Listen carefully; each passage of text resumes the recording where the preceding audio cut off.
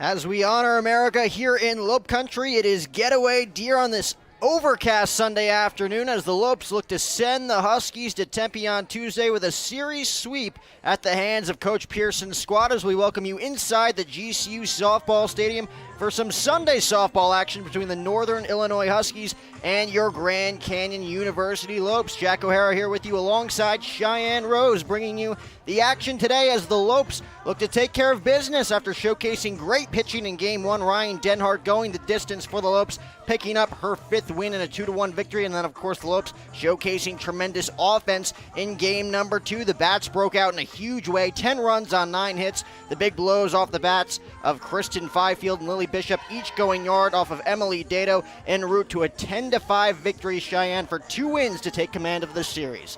Yeah, Jack, as you mentioned, Game 1 was definitely more of a pitcher's duel. That 2-1 game with the Lopes taking that victory over the Huskies. And then Game 2, the bats broke out for the Lopes. As you mentioned, those home runs from Fifield and Bishop.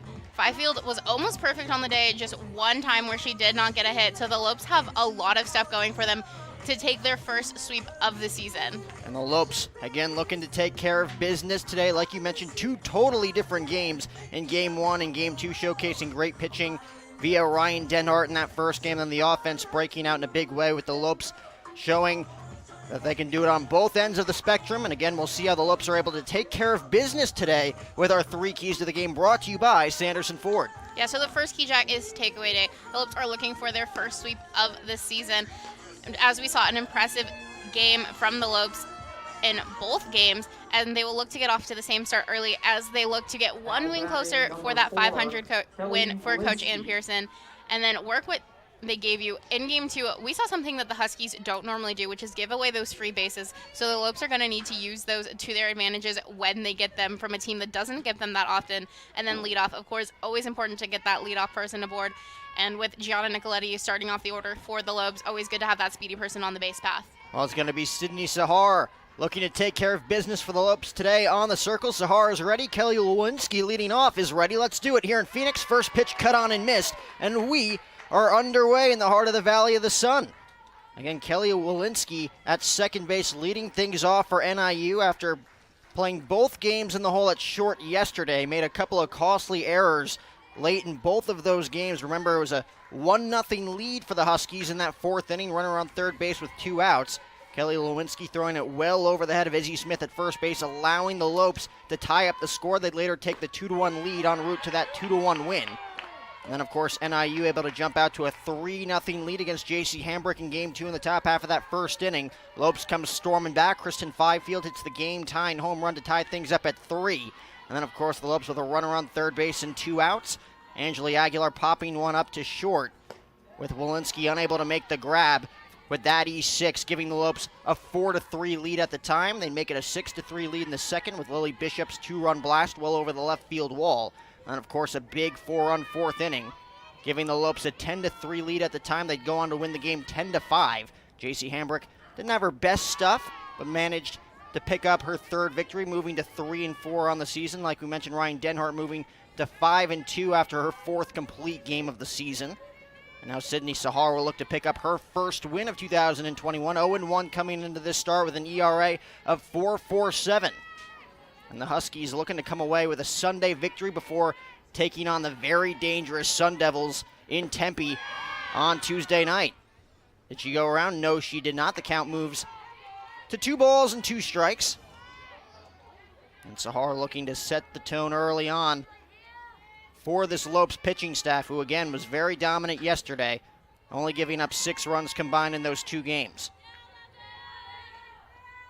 2-2 pitch. Up and in, misses as that one plunks Lewinsky, and a leadoff base runner is aboard for NIU. So after working the count to 2-2, that one just getting away from Sydney. As we take a look at the starting lineup, presented by Talking Stick Resort for these Huskies, it'll be Walensky, Apatow, and Keller at the top, Getchis, Barone, and Mickelson in the middle, and of course, Mallender, Mackey, and Gerke rounding out the order for the NIU Huskies. You notice Walensky and Apatow switching in that order. Apatow leading things off in both games yesterday with Walensky in the 2-hole. Looking to mix things up today. Going to be a tough play for Torvill. Fires across the diamond for the putout. That's how you draw it up if you're Apatow, moving the runner over into scoring position. So right off the bat, Northern Illinois in business here in the first inning against the Lopes lefty. Runner on second base and one away. And that'll bring up the junior left-handed bat Keller. Came into yesterday's game, second in team average at .375. Put up impressive numbers 2 weekends ago in Fort Myers, and Northern Illinois' only tournament to date going into this 3-game set. And of course, they have the one against ASU on Tuesday before returning to Lope Country here on Wednesday night. Mentioned going to be a very tough series against those ASU Sun Devils, that one-off game on Tuesday night. Going up against the now 15-1 Sun Devils, coming off a 21-1 victory yesterday against UTEP. As that pitch is fouled back, count moves to 1-1. Keller picked up a couple of timely hits yesterday, picking up one hit against Ryan Denhart, against 6 hits against the Lopes right-hander, but again, number 23 was able to work herself into and out of a couple of jams early on in that game, in both the 4th and the 5th inning. Making quick work in the top half of that 7th inning, able to close the door against Northern Illinois as that pitch gets away, up and away, and the count moves to 2-1. So Sydney Sahar doing a nice job coming right after the first 3 hitters. Was able to get ahead 1-2 on Walensky before that 2-2 off-speed pitch got away, up and in for the leadoff hit by pitch, and then the sacrifice bunt by Apatow, moving the runner into scoring position as that one is ripped right to Aguilar. Retreating back to second is Walensky. The 6-3 put out at first base for out number 2. So Keller hits that one right on the nose. Nothing to show for it. Doesn't do the job either, hitting it on the left side with the runner on second. You take another look. Again, a perfect hop there for Aguilar. Doesn't hesitate. Throws across to Bishop for the putout. And that'll bring up Getchis with 2 outs and a runner on second base. Again, a single will give NIU the lead here with the speed on second base. Getchis looking to break through. 1 hit yesterday. Slaps that one on the right side, just foul down the right field line, and the count is quickly no balls and 1 strike. Getchis with a double off of J.C. Hambrick in that second game. Well over the head of Gianna Nicoletti out there in left field. Northern Illinois' only 2 runs coming in that 4th inning against Ryan Denhart. Was a pitcher's duel between Denhart and Claire Norad in that first game. And of course, J.C. Hambrick and Emily Dado getting roughed up in that first inning. 7 runs combined for both offenses in Game 2 alone, after only coming away with 3 runs combined in that 4th inning in Game 1. As a 1-1 offering, chopped foul, and Sahar quickly gets ahead of Getchis here. 1 ball and 2 strikes.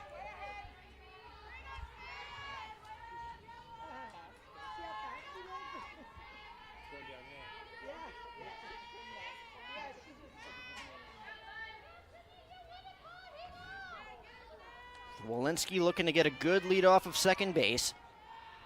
Sahar kicks, winds, and delivers the 1-2 pitch. Tries to get Getchis to climb the ladder to no avail. Count now moves to 2 balls and 2 strikes. Again, with the 2 wins yesterday, the Lopes now just 2 victories away from giving Coach Ann Pearson her 500th win.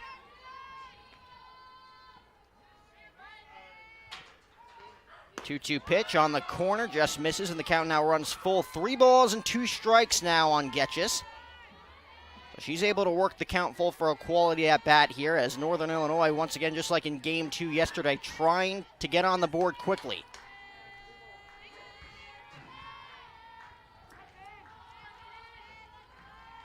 Payoff pitch. Just misses outside, a 2-out walk dished out by the Lopes southpaw. And just like that, NIU has runners on first and second now with 2 away. And that'll bring up Bianca Barone, who did a solid job at the plate yesterday for Northern Illinois, picking up 3 RBIs, the only run batted in Game 1 with an RBI single in the top of the 4th inning to break through, giving NIU that 1-0 lead in the fourth before the Lopes answered back with 2 runs of their own in the bottom half of that inning. And then, of course, the 2-run double in the first inning off of J.C. Hambrick to give them a 2-0 lead. She would later score on an E6 by Aguilar to make it 3-0 before the Lopes stormed back with 4 of their own in the bottom half. Zahar quickly ahead of NIU's backstop here, 0-1.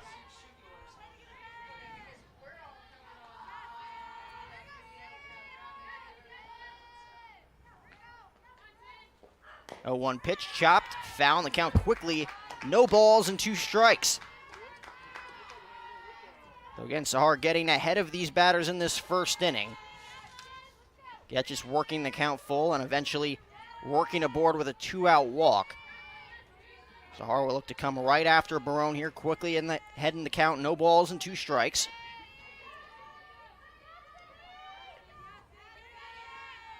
As the 0-2 delivery just misses low, and the count now moves to 1-2. Doesn't get Barone to bite there on the pitch low and inside. Coach Pearson only having to go to her bullpen once yesterday. Final inning in Game 2, going with Tabitha Dyer to salvage the final 3 outs. Looking to get the most out of Sydney Zahar here today on this Sunday afternoon as Pearson hauls it in for out number 3. Northern Illinois threats here in the first, but come away with nothing, no runs. On no hits, they leave 2 aboard. It's NIU nothing, and your GCU Lopes coming to bat here in the bottom of the first. Grand Canyon University, a Christian university, is one of the largest and fastest growing universities in the country. GCU offers 270 dynamic academic programs with modern apartment-style living, classrooms, labs, restaurants, and more. Located in beautiful Phoenix, Arizona, GCU's vibrant community and expansive campus is ranked top 20 for best college campuses in America. My university integrates the free market system with a welcoming Christian worldview perspective into its academic programs and throughout campus life, so you can put your faith into action and help transform communities. GCU campus students received over $157 million in scholarships in 2020, and many students attend GCU for less than the cost of a state university. Visit gcu.edu/myoffer to see the scholarships you qualify for. Admissible high school seniors can schedule a free visit from anywhere in the country. Find your purpose at Grand Canyon University. Visit gcu.edu/myoffer. Bottom half of inning number 1 as we take a look at the Lopes starting lineup, brought to you by Talking Stick Resort. It'll be Nicoletti, Dyer, and Bishop at the top, Fifield, Torvill, and Angeli Aguilar in the middle, and of course J.C. Hambrick back in there as the designated hitter after her win yesterday in Game 2. Kaylee Dietrich behind the dish batting 8th, and Jordan Pearson rounding out the Lopes order, batting 9th. She's at second base. And the Lopes offense will go to work for the second time in this series against the ace of this Northern Illinois staff. Claire Norad coming off a 6-inning performance yesterday, the hard luck loser after only giving up 2 runs, 1 of which was earned, while giving up 6 hits.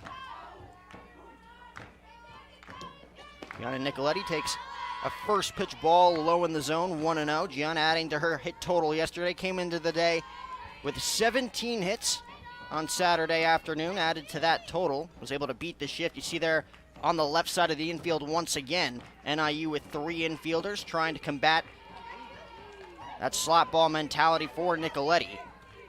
Again, with right field wide open. Mickelson, the right fielder, in at second base for this shift.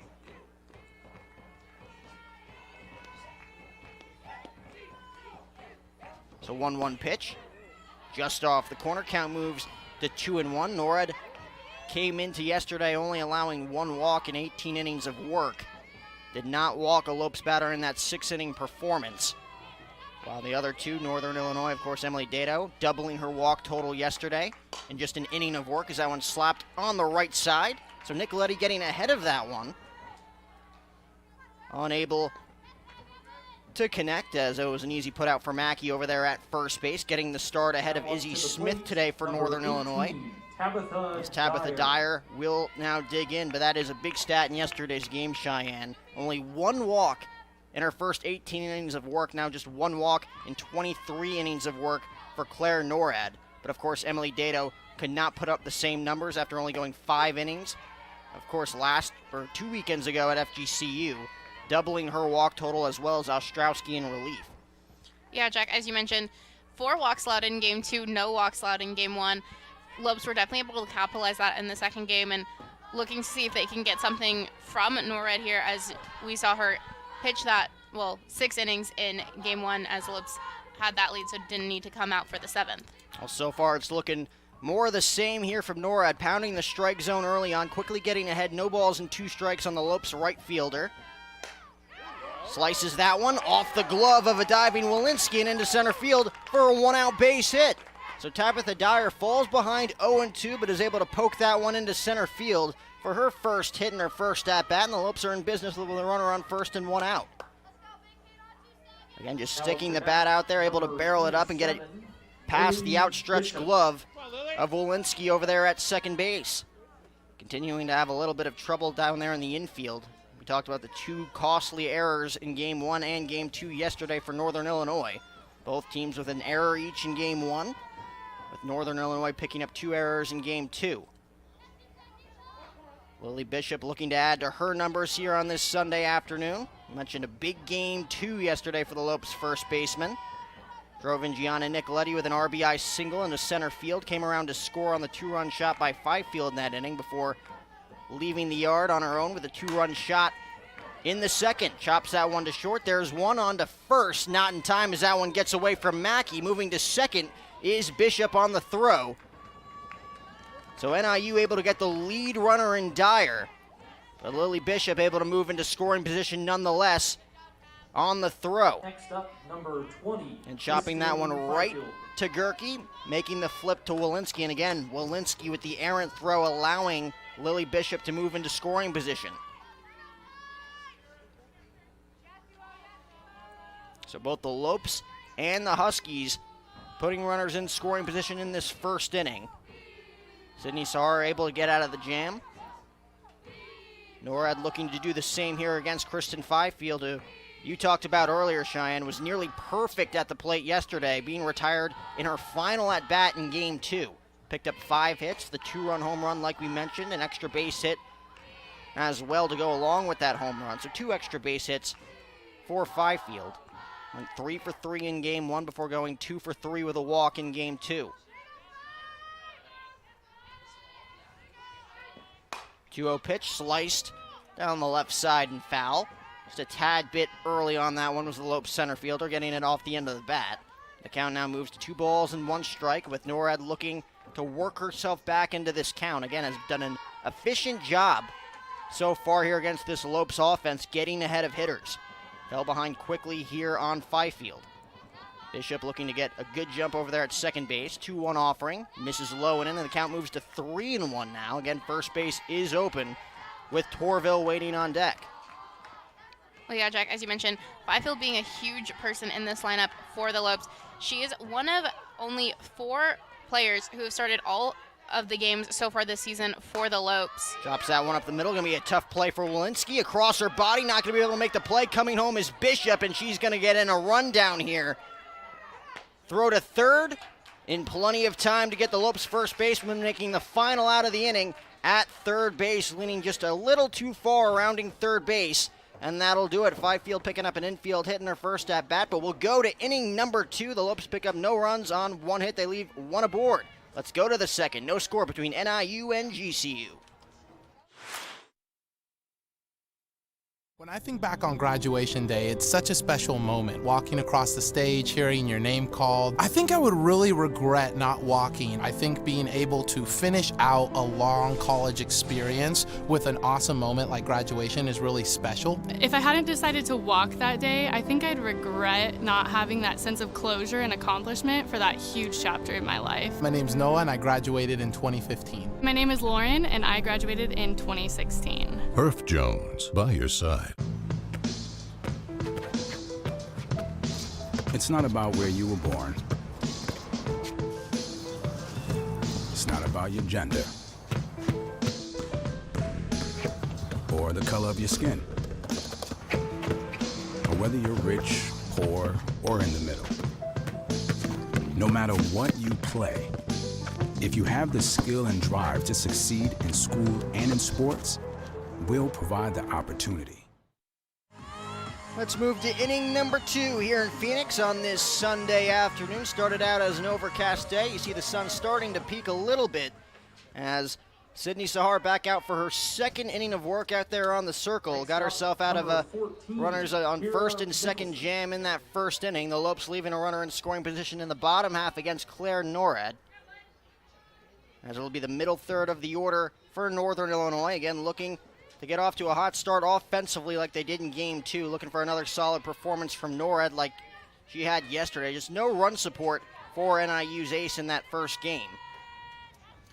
As the first pitch misses low and in, count 1-0. And Lily Bishop making the final out of the bottom of the first at third base after rounding third base, stranding a little too far off the bag after the infield hit by Fifield up the middle. Nice heads-up play by Mackey at first base, able to throw home immediately to nab the runner at third base. Nicholson, the right fielder for these NIU Huskies, picked up a hit yesterday. Senior right-handed bat looking to get her average up. Off to a slow start here in 2021. Quickly gets ahead 2 balls and 1 strike here against Sydney Sahar. Sydney only going 2/3 of an inning last Sunday against Iowa State, giving up 3 hits, 3 unearned runs. Got roughed up in that game against the Sooners. 4 innings of work, allowing 9 hits. Took the bulk of that game. Again, a 14-0 loss for the Lopes. J.C. Hambrick only going 1 inning of work in that game before bouncing back yesterday. 6 innings, again, allowing those 5 runs. Again, didn't have her best stuff, but was able to work herself through some jams in that game and obviously got a ton of run support. 10 runs on 9 hits. That one chopped to third. Torvill has it. Fires across the diamond for the first out. So Sahar falls behind 3-1 on Mickelson, but is able to make the pitch on the inner part of the plate there, getting her to roll it over to third for out number 1.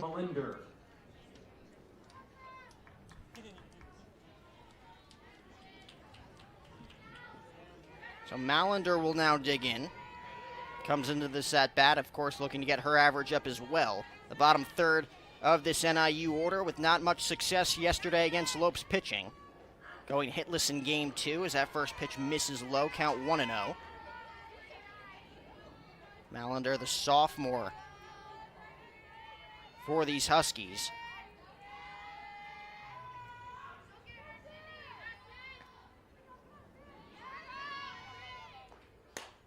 Rips that one in the air.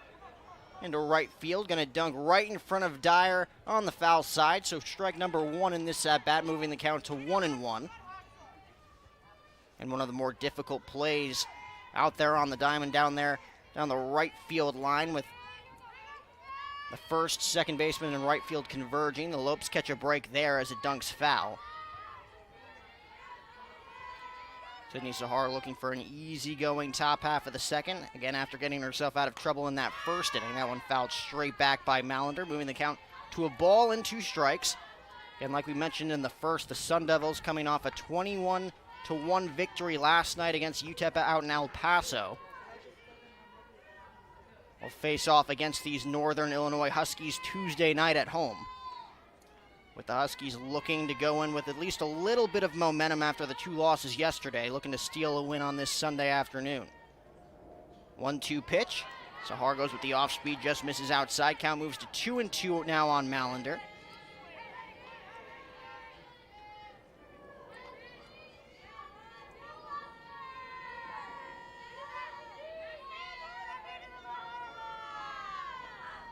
Goes back to the corner on 2-2, gets Mallender swinging for the punch-out. First strikeout for Sydney Sahar here on this Sunday afternoon, and there's 2 away. So 2 quick outs for the Lopes southpaw, looking for the easy 1-2-3 inning. Able to get Mallender to chase there on the corner. Perfectly executed by number 11, and that'll bring up the first baseman, Mackey. Did not get the start in either games yesterday. Izzy Smith getting the start over there at first base. First pitch misses in, count 1-0.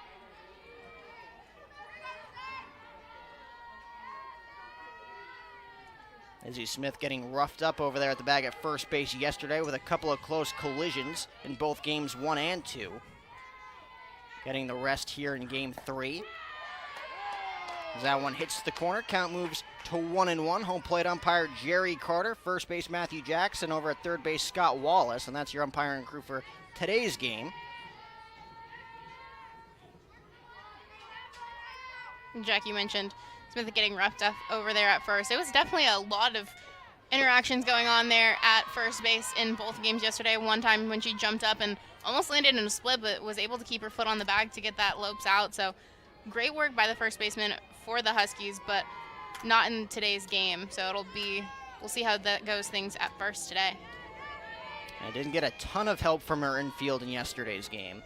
As that one lofted in the air, shallow left field, coming on is Nicoletti to make the grab, and that'll do it. An easy-going 1-2-3 top half of the second inning for Sydney Sahar. Let's go to the bottom half of the inning. Still scoreless between NIU and GCU here in Phoenix.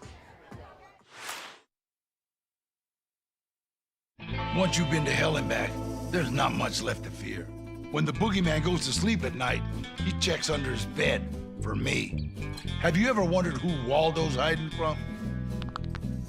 Me. Not even the Cougars of LA are enough to scare me. But if I get into an accident, I'm calling the boss. Sweet James. If you've been hurt, don't back down. Call Sweet James.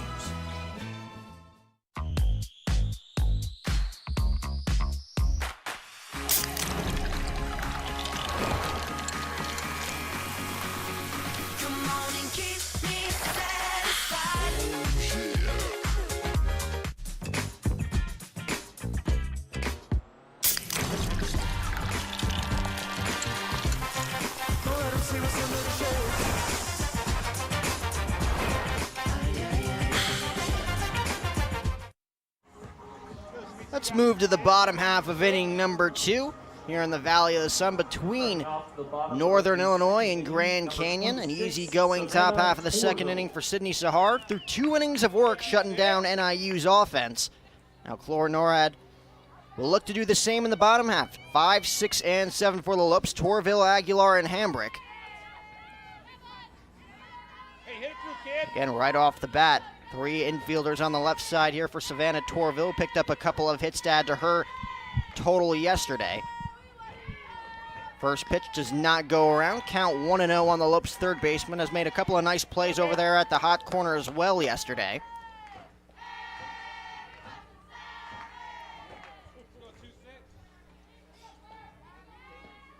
Quickly ahead in the count. 2 balls and no strikes. Savannah came into last weekend's play hitting under 200, came into this weekend's play hitting 317. Now in the driver's seat, 3 balls and no strikes as the Lopes look for a leadoff base runner. And we mentioned those 2 runs coming in the 4th inning with the help of that Walensky error extending the inning, allowing Daisy Taloa to pick up an RBI base hit to make it a 2-1 Lopes lead. And then, of course, 4 runs in the first in game 2, 2 runs in the second, and then, of course, a big 4-run 4th inning. Culminating those 10 runs on 9 hits in game 2. And a wide open right side here for Torvill on 3-1. That one clips the corner. And just like that, Norad falling behind 3-0, works herself back into this at-bat with a couple of close pitches on the inner part of the plate. And the count runs full at 3-2. Kicks, winds, and delivers the payoff pitch. That one lofted in the air, right field. On the run is Mickelson. She's not able to grab that one as it rolls all the way to the wall. Rounding second is Torvill. She'll head to third base, slides in safely with a leadoff triple. Again, a tough play down the right field line there for Mickelson. Unable to haul that one in. Trickles into the corner down there on the right field side, allowing Torvill to move all the way to third base. Again, a hard hit ball, taking that one the other way was Torvill. And that one just off the tip of the glove of Mickelson. Sliding in safely is Savannah Torvill for the leadoff triple with a runner on third base and nobody out. Angeli Aguilar will look to drive in the runner for third base and get the Lopes on the board. First pitch, chopped foul off the foot, and the count quickly 0-1 on the Lopes shortstop. Comes into this at-bat with 17 hits, 11 runs batted in on our young freshman campaign, with an even average of .333.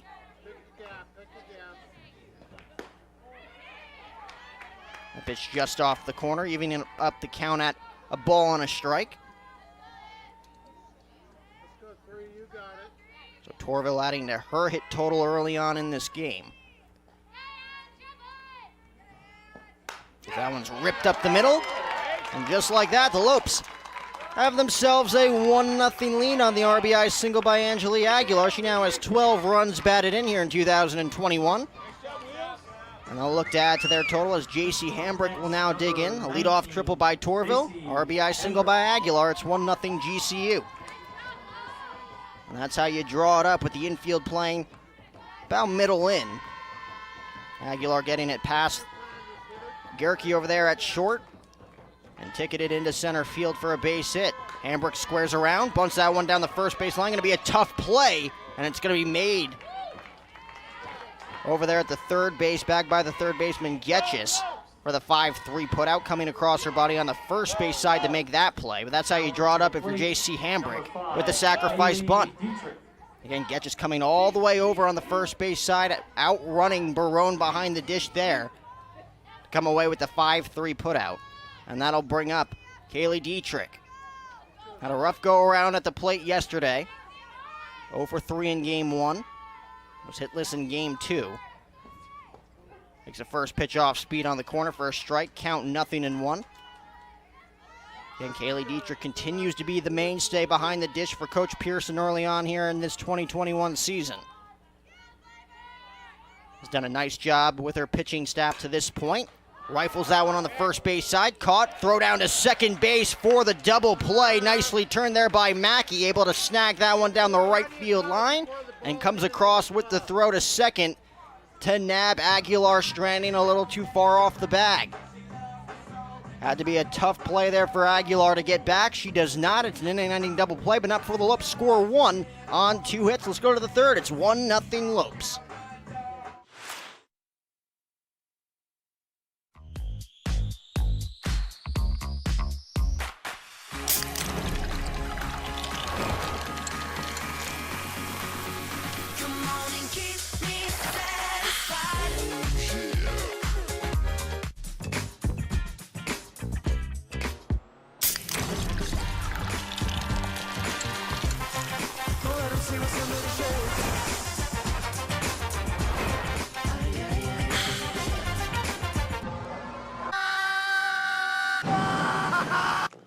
Now I'm so happy.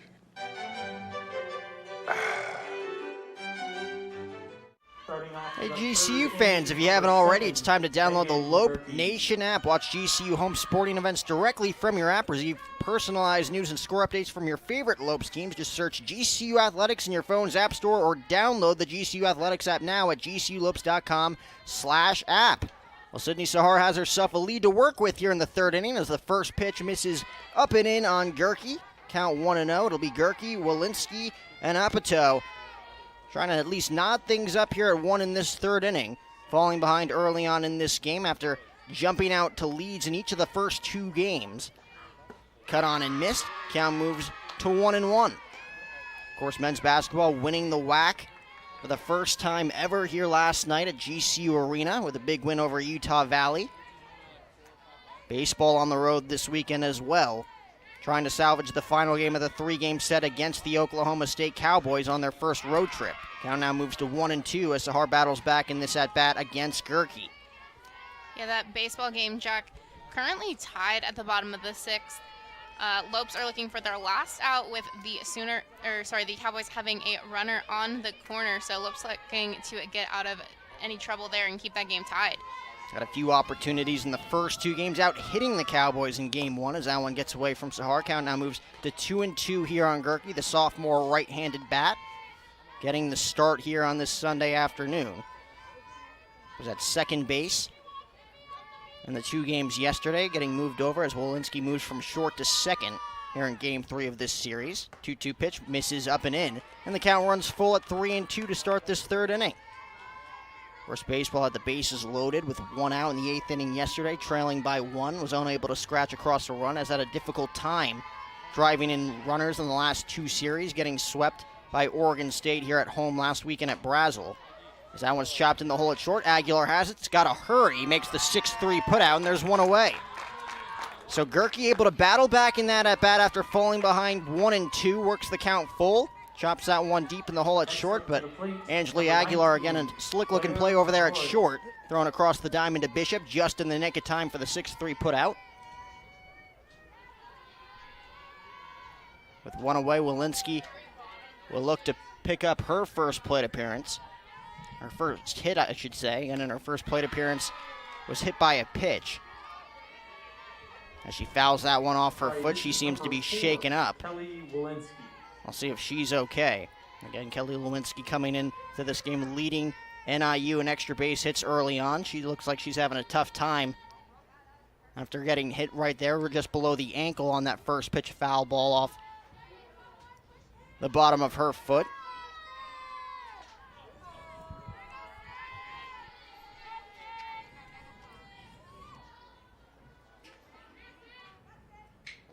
A 1 pitch. Sahar looking to come back on the outer part of the plate there. Just misses. The count evens up at 1-1. Again, Sahar looking to add to the pitching line this weekend for the Lopes that saw Ryan Denhart go the distance in Game 1. Again, only one reliever used by Coach Pearson in Game 2. Tabitha Dyer coming on in relief to get the final 3 outs of that 10-5 win.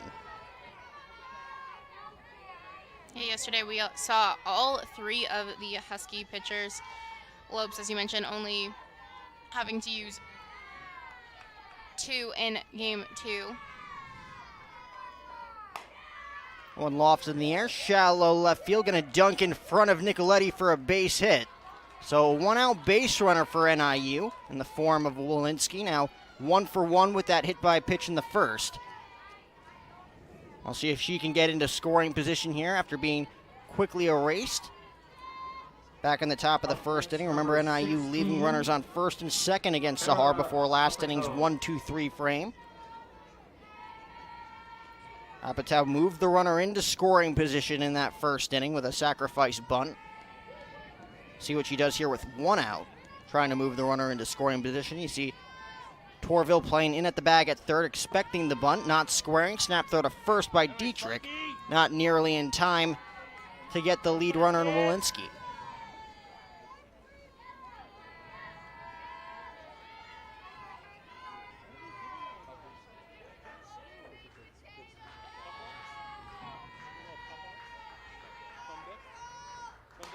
Slap the other way, and Sydney quickly gets ahead here. No balls and 2 strikes. Again, the Lopes offense having to deal with the ace of this NIU staff in Claire Norred. I mentioned 6 innings of 1-run ball yesterday. Gave up her first run in the bottom half of the second after the triple by Torvill and the RBI single for Aguilar. Has thrown strikes in each of her first 4 outings this season. Only 1 walk in 24 innings of work. Before Dado was chased yesterday, walked 2 in that game in each of her first 2 innings. Again, left that game in the second inning after getting the first 2 outs, going an inning and 2/3, and her first loss moving to 1-1. As the count now moves to 2 balls and 2 strikes on Apatow. Trying to get things going here for NIU. Again, jumped out to leads in each of their losses yesterday.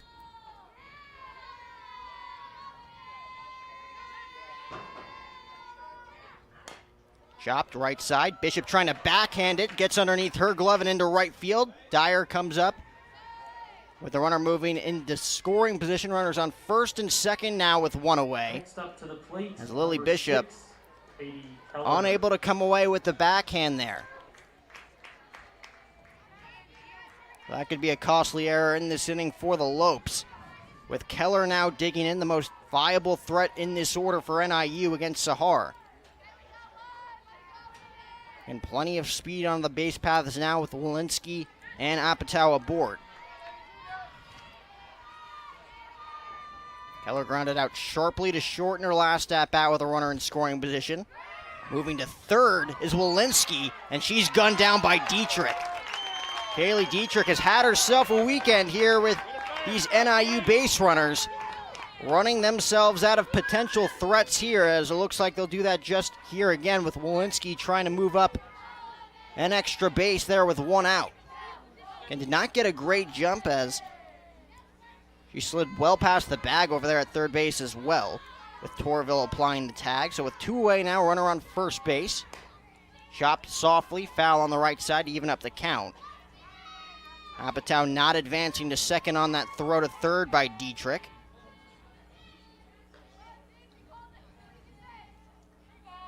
Changes the entire complexion of this inning for Northern Illinois. You have your three-hitter at the plate with runners on first and second, less than two outs. There's a pivotal out number 2 at third base. Made by Walensky, trying to be way too aggressive early on in this game with her team down by 1. Off-speed pitch misses outside, count moves to 2-1.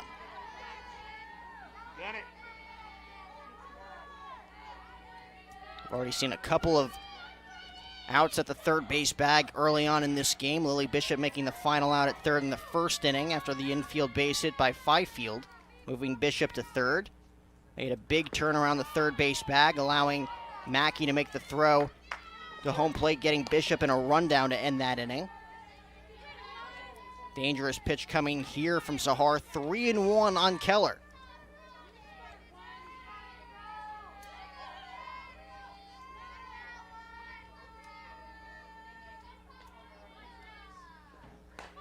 Slap the other way. Keller just getting a little bit late behind that one as the count now moves full now at 3 balls and 2 strikes. I mentioned Sydney Sahar still looking to pick up her first win early on in this season.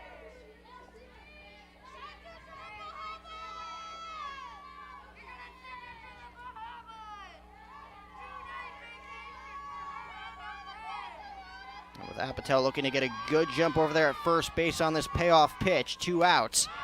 Looped right back to where it came from. Sahar makes the play, and that'll do it. So NIU threatens again, but they run themselves out of this inning with Walensky getting gunned down at third by Dietrich. And now Keller is retired to end this top half of the third. Let's go to the bottom of the third. Still a 1-0 lead for GCU as you are watching GCU softball.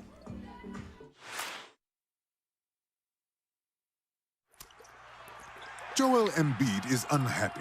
Like, really unhappy. Because the internet keeps using not-so-amazing GIFs to react to his amazing highlights. Mountain Dew presents the Joel Embiid Deserves Better Reactions GIF Collection.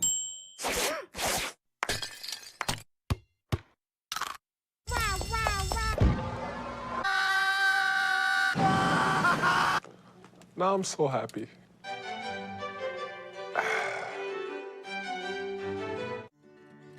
When life seems uncertain, there's one credit union that provides both dollars and cents.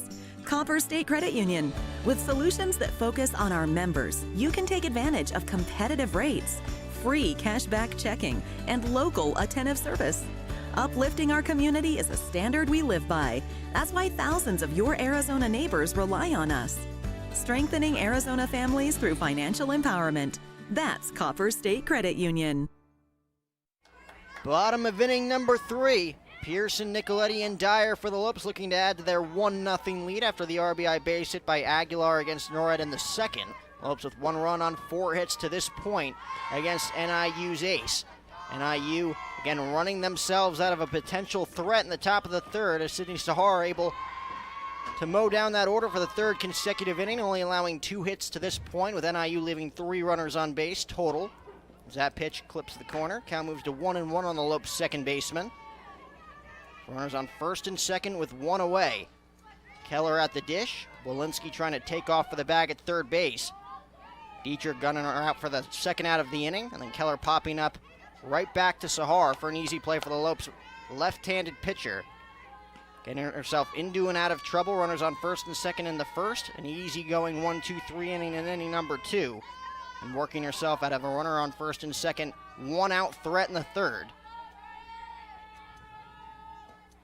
So 1-2 pitch, just misses on the corner. Pearson holds up and the count moves even now. 2 balls and 2 strikes. Struck out twice against NORAD in Game 1 yesterday.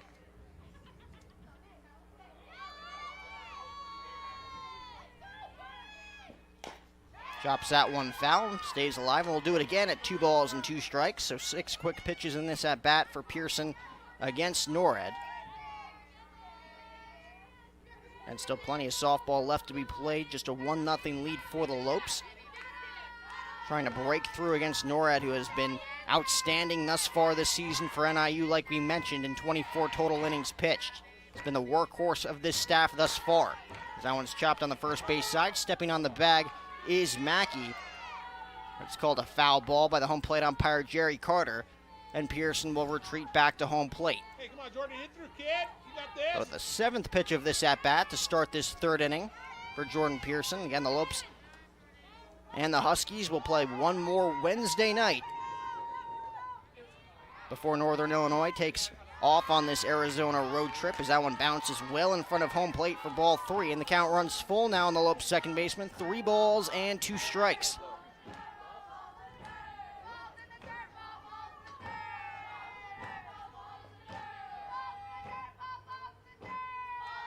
Payoff pitch, chopped foul, and we'll do it again. So a quality at-bat here for Jordan Pearson, trying to get the Lopes a leadoff base runner with the top of the order looming. Lopes having much more success in the second go-around in their lineup against NIU pitching in both games yesterday. Again, those 2 runs coming late in the 4th inning, with the Lopes jumping out to a big lead in the first 2 innings in Game 2. That one on the outside corner. Pearson goes down on strikes for out number 1. First punch out for Claire Norad coming here in the bottom of the 3rd for the first out. Now batting number 24, Gianna Nicoletti.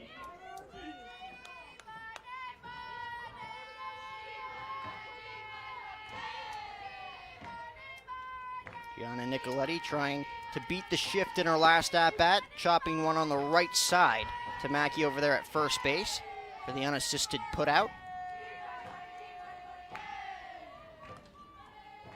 Picked up multiple hits yesterday to add to her hit total. Came into the day hitting .404 for those 2 games yesterday. Count level at 1-1 here on the Lopes left fielder.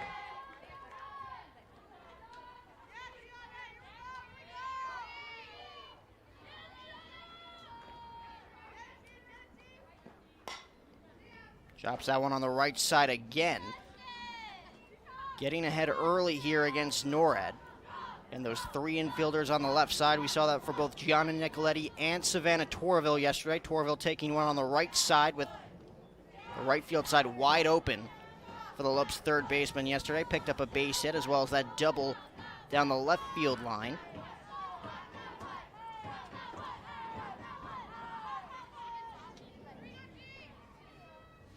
So 1-2 pitch, sliced in the air, left side, and we'll do it again at 1-2.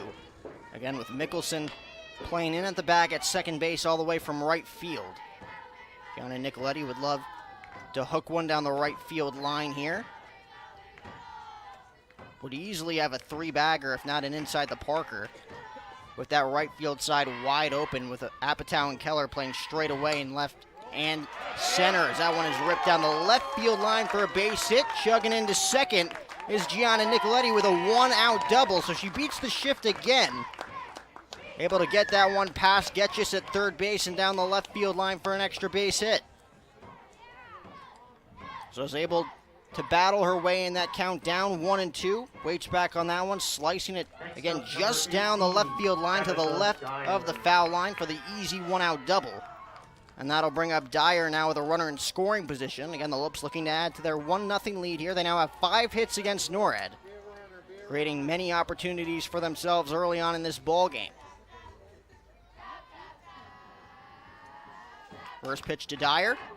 Bunted foul in front of home plate as the count quickly 0-1. So Dyer obviously with the game plan to move Nicoletti up an extra 45 feet here with 1 out. Lily Bishop gaining some momentum at the plate yesterday, waiting on deck. Grounded one sharply in her first at-bat, a fielder's choice, with NIU getting the lead runner at second base. The 0-1 pitch misses low and away. Count level now at 1-1, and again the speed on second base, Nicoletti. looking to cause problems for Barone there behind home plate.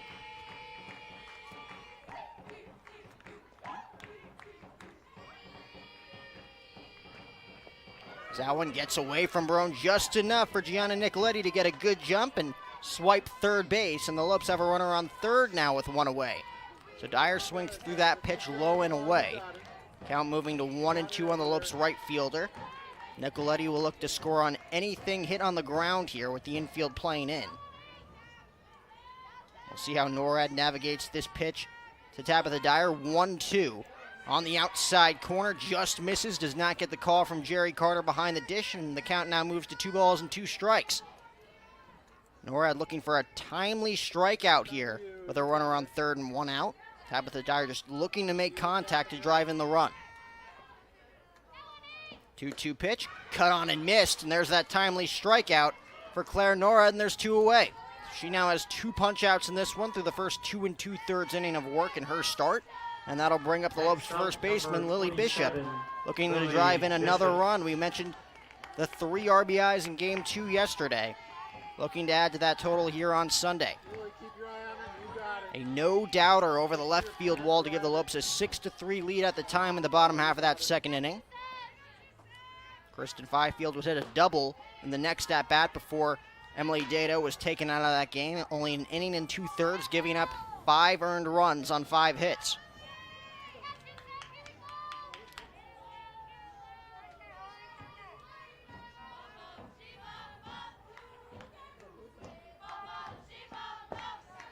NORAD comes in there on 1-0, misses low and in.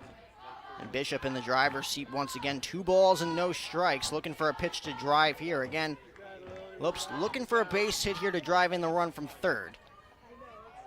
Nicoletti beating the shift for the double with 1 out, putting herself in scoring position. The count now moves to 3 balls and no strikes on Bishop. Barone wants to talk things over with NORAD here again. No walks in yesterday's game. Just 1 walk through 24 2/3 innings pitched this season for Northern Illinois. In jeopardy of walking her first Lope hitter this weekend with a 3-0 count on Bishop.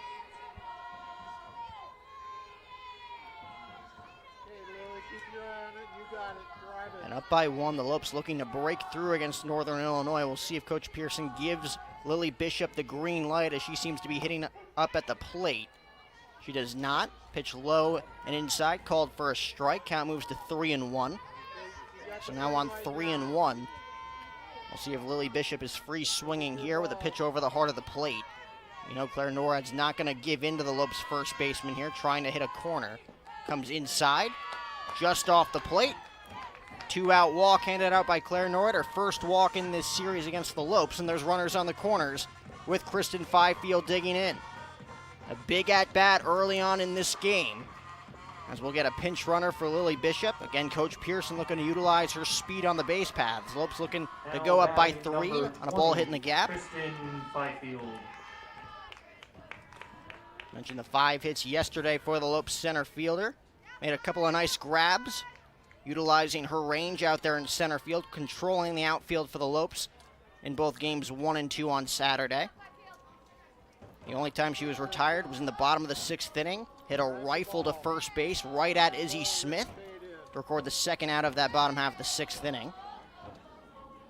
An infield single up the middle in her last at-bat, with Lily Bishop making the final out of the inning at third base. Looking to drive in another run here with 2 outs. First pitch misses low and away. Count 1-0. Well, Jack, we also saw Fifield intentionally walked yesterday after she did hit that home run in the bottom half of the first. So definitely a dangerous hitter in Fifield. And there is 1 base open for her. That one in there for a strike. Count moves to 1-1. There was runners on 2nd and 3rd yesterday, with Kristen Fifield being intentionally walked in that game. She was 2 for 2 going into that at-bat. In a very dangerous situation for Northern Illinois in that inning, giving up 4 runs in that 4th. 1-1 pitch, chopped to second, and that one gets away from Walensky, and that's going to score another run for the Lopes, moving to 3rd in time as the Lopes now have runners on the corners. Another costly error by Walensky, unable to make that play cleanly at second base, and it's 2-0. So she had a ton of trouble over there at the bag at short yesterday as she's unable to get in front of that one. Trickling to her right for another E4. Now the Lopes have runners on the corners and a 2-0 lead, with Savannah Torvill looking to make matters worse for Claire Norret.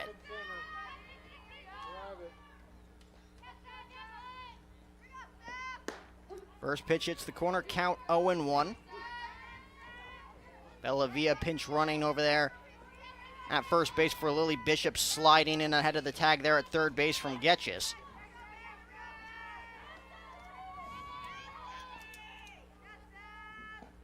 That one chopped on the third base side. Count quickly 0-2 on Savannah Torvill after that triple in the second inning.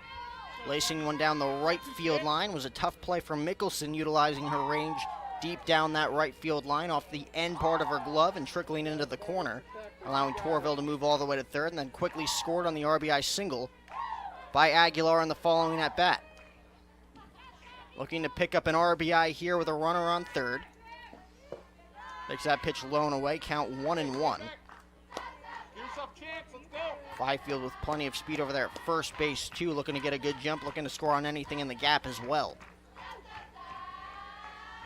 Looking to give Sydney Sahar a sizable lead to work with in the top half of the fourth inning. On the inside part of the plate, just misses, leveling up the count at 2-2 strikes here. The Lopes continuing to be a thorn in the side for this Northern Illinois pitching staff, as well as Norad has pitched thus far, only allowing one walk in 9 innings of work against the Lopes this weekend. Down the third base line and fair, that's going to score another run as it gets past the glove of Getchis. It's going to be an RBI for Torvill, and it's 3-0. The Lopes now have runners on first and second with 2 away. Would have been a tough play regardless there if it was fielded cleanly by Getchis as you take another look, rifled down the third base line, allowing Bellavia to score from third. So nice pinch running there by Bellavia, coming all the way from first base, moving from first to third on that E4, and then coming around to score on that base hit by Torvill. Yeah, we've seen the Lopes do a lot of really good things with 2 outs, not in just the series, but in all season. And the Lopes continue to do that here as they add 2 more runs on. Go, 3.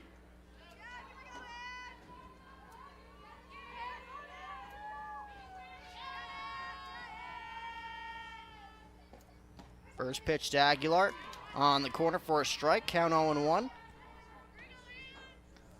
Was very aggressive in that first at-bat, driving in the runner from third with nobody out. Placing one right back to where it came from, up the middle and into center field, picking up her 12th RBI of the season. Rifles that one to short, off the glove. Coming home from second is Fifield. Going to be a close play at home. She slides in ahead of the tag, and the Lopes put up a 3 spot here in the third. They lead it now 4-0, as Gerke unable to squeeze that one in for out number 3.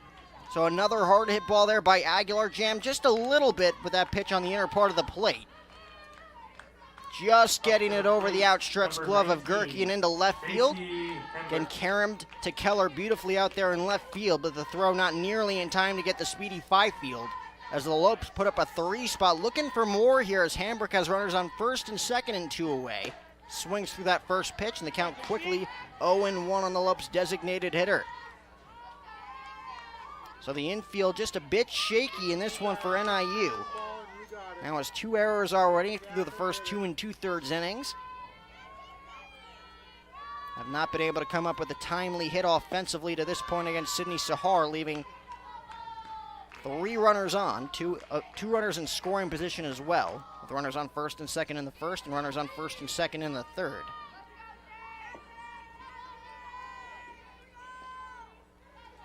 Torvill on second, Aguilar on first. That one cut on and missed by Hambrick. Count now moves to 1-2 after fouling that one off the glove of Barone.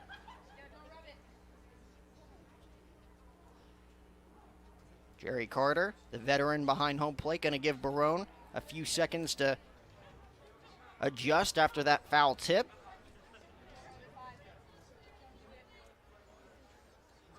And she'll go out and talk things over with Norad after getting ahead 1-2, trying to shake that one off.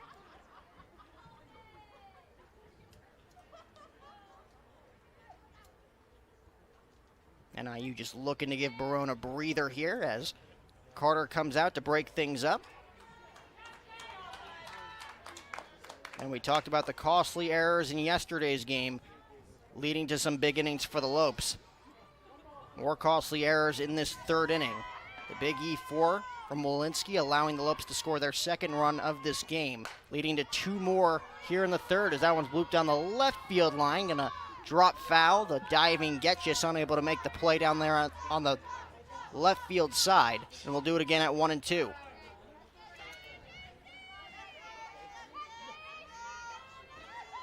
If anything, the Lopes giving their left-hander Sydney Sahar a ton of breathing room heading into the top half of the fourth inning. Still looking to pick up her first win in the win column on her stat line here in 2021 as a 1-2 pitch. Slapped foul on the left side, and we'll do it again. More disciplined at bats early on in this game for the Lopes against NORAD. Able to foul off some tough pitches in this at bat. J.C. Hambrick looking to contribute at the plate.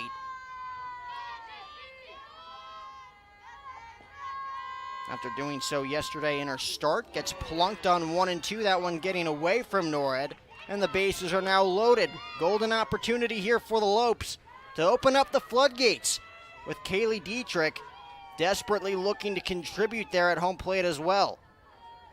Quick meeting on the mound here as Claire NORAD, for the first time this season, has run into a speed bump. Again, 6 innings of work yesterday, only allowing 1 earned run in that 2-1 loss, picking up her 3rd loss of the year. Has not gotten a ton of run support this season thus far from her NIU offense, resulting in those 3 losses. So far has no offensive attributions today. And now the Lopes threatening with all ducks on the pond. Torvill on third, Aguilar on second, Hambrick on first. Kaylee Dietrich still looking to pick up her first hit. Lined into the double play in her last at-bat to end things in the second. Remember, the Lopes had a runner on second and 1 out. Dietrich hit one right on the screws to first base. Mackey able to make the play and quickly throw down to second for that double play. First pitch off speed in there for a strike, count 0-1.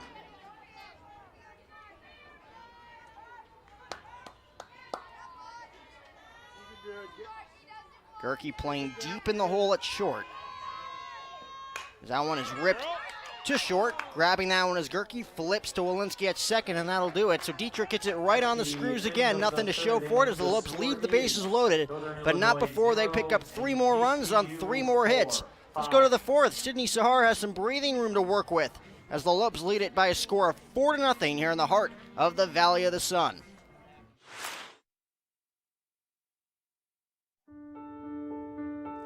We can stand together by standing far apart. Stay 6 feet apart from other people. Wear your mask when you go out. Wash your hands often. If you feel sick, stay home. Be respectful of others. The choices you make are critical. By protecting yourself, it helps protect all of us. Your actions can save lives. What we do now will shape our future. Stay safe. Is it possible to cook up the barbecue bacon burger at home? Well, that depends. Does your home have fresh chopped onions, pickles, smoked cheddar, Monterey Jack, bacon, tangy barbecue sauce, and orange and white stripes with the word Whataburger emblazoned on the front of it? If so, then absolutely. Good thing there's the limited time barbecue bacon burger at Whataburger. Inning number 4 here in the heart of PHX. Lopes jumping out to a 4-0 lead after picking up 3 more runs in the third against Claire NORAD. Sydney Sahar now with a 4-run lead to work with as she faces the 4, 5, and 6 hitters in this NIU order. Getchis, Barone, and Mickelson trying to make something happen down by 4. Again, 3 runs on 3 hits for the Lopes. Runners on first and second and 1 out. Kristen Fifield ripping one to second as Walensky continuing to have a tough time in that infield for these Huskies this week, and that one comes up and in, plunking Getchis, and she's aboard as NIU has a leadoff base runner. So that one getting away from Sydney Sahar. She hits her second batter in this one.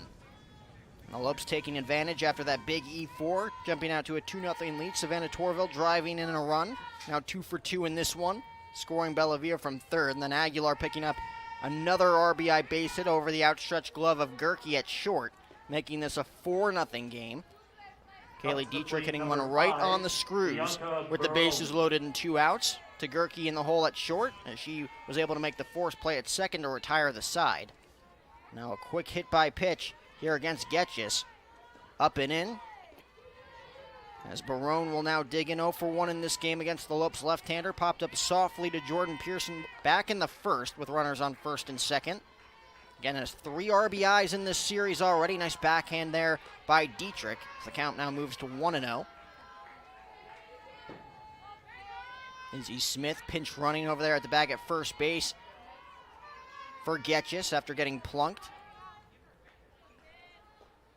That one is slapped foul. Count leveled up at a ball and a strike. Going to be a very tough turnaround like we mentioned for the Huskies. Down 4-0 in this game with the Lopes threatening for the sweep in this 3-game set. A 15-1 Sun Devils program awaiting them on Tuesday night. Is that 1-1 pitch? Misses low in the zone. Count now moves to 2-1. Of course, you got to be thrilled if you're Coach Pearson in this one, getting 3 quality innings thus far out of Sydney Sahar. As that pitch misses in, and the count now moves to 3-1. So NIU, slowly but surely, looking to get a couple of runners aboard here with nobody out. The middle of the order due up.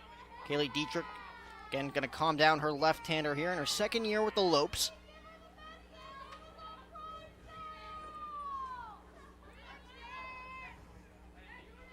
Looking to get Barone to hit one on the ground here on this 3-1 pitch. Looking to avoid a couple of base runners to kick off this inning. Gets it on the ground in the hole. Nice play by Aguilar. The turn by Pearson not in time as Bishop gets it on the back end. But the Lopes do get the lead runner at second. So there's now an out with a runner on first base. And that'll bring up Mickelson. Again, hard hit ball there on 3-1. Just what the doctor ordered if you're Sydney Sahar, but hit softly enough for Barone to beat it out at first base. So with a runner on first base and 1 away, Mickelson will now dig in looking for her first hit. Grounded it out sharply to Torvill on her last at-bat. Swings at the first pitch, hits it in the hole, past the diving Pearson into right field for a base hit. Coming up throwing quickly there is Tabitha Dyer. But NIU now in business with runners on first and second and 1 away. And that'll bring up Mallender. So Mickelson not wasting any time there with a runner on first base, waiting back, taking that one the other way, past the diving glove of Pearson and into right field. Mallender struck out swinging. The only strikeout in this one thus far for number 11. Looking for another ground ball here to get herself out of trouble. And runners on first and second with 2 away. Got Barone to pop one up softly to Pearson to end things in the top of the first. Had runners on first and second with 1 out. Last inning in the third, NIU running themselves out of a potential threat with Walensky taking off from second base, getting gunned down by Dietrich at third for the second out. Before Keller popped up to Sahar to end the inning. Just quickly ahead now, no balls and 2 strikes on Mallender here. Again, the designated hitter for Northern Illinois. Came into yesterday with just 2 hits and 3 at-bats. Cut on and missed. Good morning, good afternoon, and good night as Sydney Sahar picks up her second punch-out. And she's 1 out of way from getting herself out of another jam here in the 4th inning. Goes outside on 0-2. Mallender again trying to slice it the other way, just a tad bit late getting underneath that one for Sahar's second punch-out. And that'll bring up Mackey, the senior right-handed hitting first baseman. Flew out to left in her first at-bat. Chops that one up the middle, past the glove of Aguilar and into center field. Coming up throwing is Fifield, right on the money. A perfect hop to Dietrich. Not allowing the runner from third to score as, again, Barone moves up 45 feet. So just like that, NIU with a golden opportunity here as they will bring the tying run to the plate.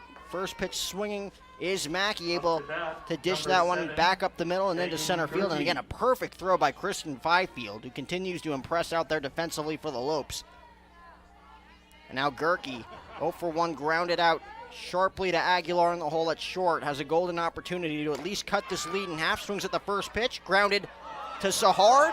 All she's got to do is throw on to Dietrich, which she does for the final out of the inning. Again, NIU A little bit confused there with the bases loaded and 2 outs. All Sydney Sahar had to do was again step on home plate. She dishes it to Dietrich for the force out, and that'll do it. As NIU leaves the bases loaded, no runs, 2 hits. They leave 3 aboard. Let's go to the bottom of the 4th. 4-0 GCU. It's time to get away. It's time to escape. It's a new day to play. Your retreat awaits at Talking Stick Resort. Indulge your appetite for excitement with our thrilling table games, our electrifying slots, our outstanding restaurants, and our exceptional accommodations. It's all waiting for you. It's a new day to play at Talking Stick Resort. Play in style. From reimagining the way you work to reassessing what you need, you've changed the way you do business. And now, so have we. With no annual contracts and flexible internet and voice solutions, you'll have what you need to get back to business. Rethink, reconnect, reimagine. Switch to Cox Business today. Let's move to the bottom of the 4th. Still 4-0 lead for the Lopes. NIU threatening in the top half against Sydney Sahar, bringing the tying run to the plate.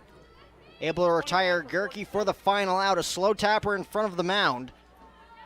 Sydney Sahar bobbling for a moment, but of course the runner on third base, Bianca Barone, a little bit confused, headed back to the third base bag, but again the base is loaded, 2 outs. There's a force play at any base, and Sahar quickly realizing that, tossed on to Dietrich for the final out at home plate, ending that potential threat. That'll be Pearson, Nicoletti, and Dyer for the Lopes here against Claire Norad. Again, looking to stop the bleeding after giving up 3 more runs in the 3rd inning.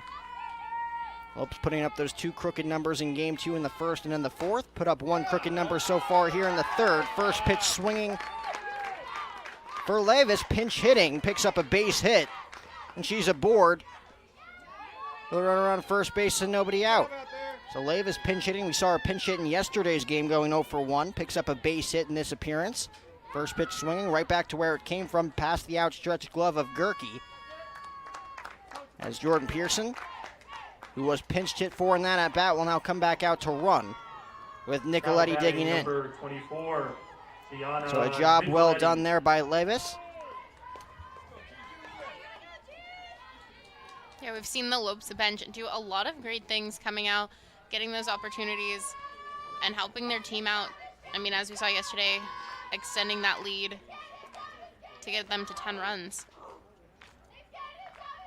First pitch to Nicoletti, outside count 1-0.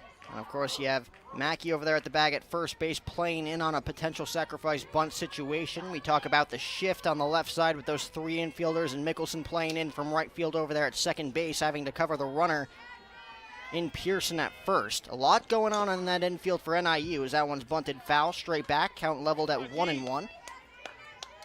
Gianna, again, grounding out softly on the first base side in her first at-bat before beating the shift in her last at-bat, taking a 1-2 pitch down the left field line for an easy stand-up, 1-out double before coming around to score.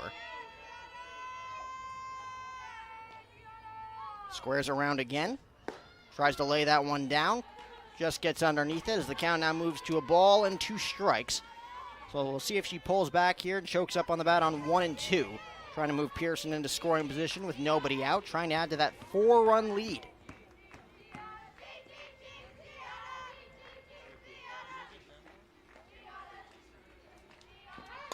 Chopped up the middle. Norad has it, gets the force play at second with Pearson sliding in just after the force play. With Mallender making the play at second base, she'll head all the way back out to right field. As Tabitha Dyer now digs in with 1 out and a runner on first base. The Lopes will happily make that trade with Nicoletti's speed over there at the bag at first. Now 1 for 3 in her first 3 at-bats. Dyer singling in her first at-bat before striking out swinging back in the 3rd against Norad. One of 2 punch-outs thus far as Nicoletti takes off right away. Throw down to second base on the money by Bianca Barone to nab the Lopes' speedy left fielder. It had to be a perfect throw to nab Nicoletti, and it was for out number 2. And the swipe tag there by Gerke at short, getting number 24 for out number 2. Now the count 1-0 on the Lopes right fielder. And Dyer retiring the side in the top half of that 7th inning in game 2 yesterday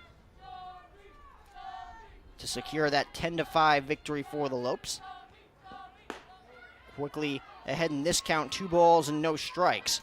Something we haven't seen from Claire Norad thus far this season, falling behind early on in this game in these at-bats against these Lopes hitters.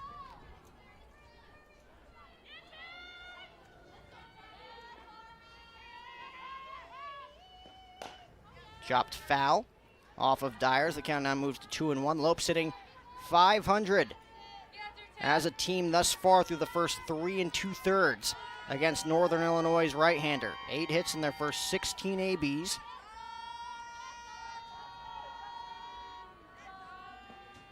That one's chopped foul.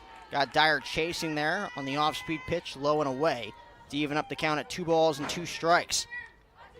So again, every time Norad has fell behind early in this game, she's been able to battle her way back, make some tough pitches against this Lopes order.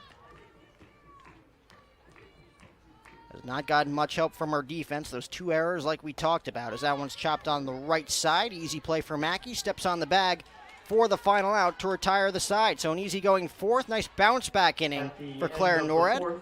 As we move to the 5th, we're halfway through here in Phoenix on this Sunday afternoon. It's GCU 4, NIU nothing. I'm personal injury attorney James Bergener. Accidents can happen. If something happens to you or your family, call me. My firm and I will take you by the hand and guide you through everything. You see, personal injuries are just that. They're personal. You're not a number. You're more than just a name. This is your life. At my firm, each case is professionally and personally tailored to you. So if you've been injured, I've got your back. Call me now for a free consultation. When life seems uncertain, there's one credit union that provides both dollars and cents. Copper State Credit Union. With solutions that focus on our members, you can take advantage of competitive rates, free cashback checking, and local attentive service.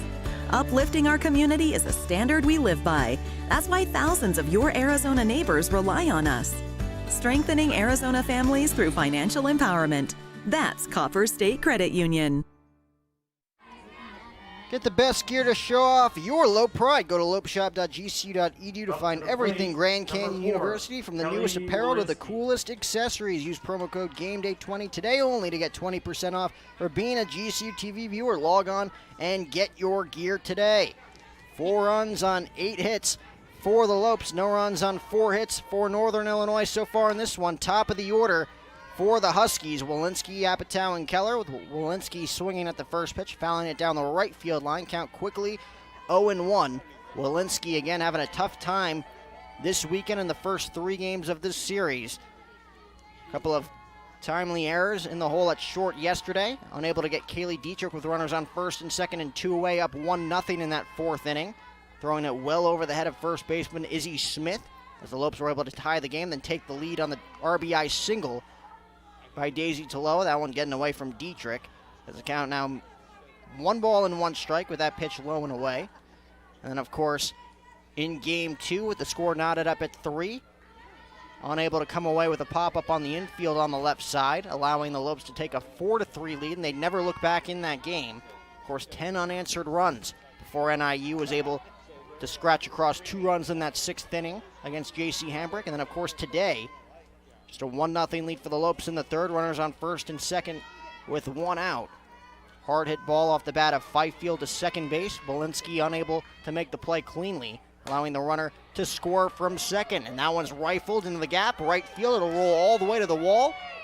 Dyer comes up throwing, hits the cutoff man, but sliding in safely is Walensky for the leadoff double. She's now 2 for 2. Was hit by a pitch to lead things off in the 1st.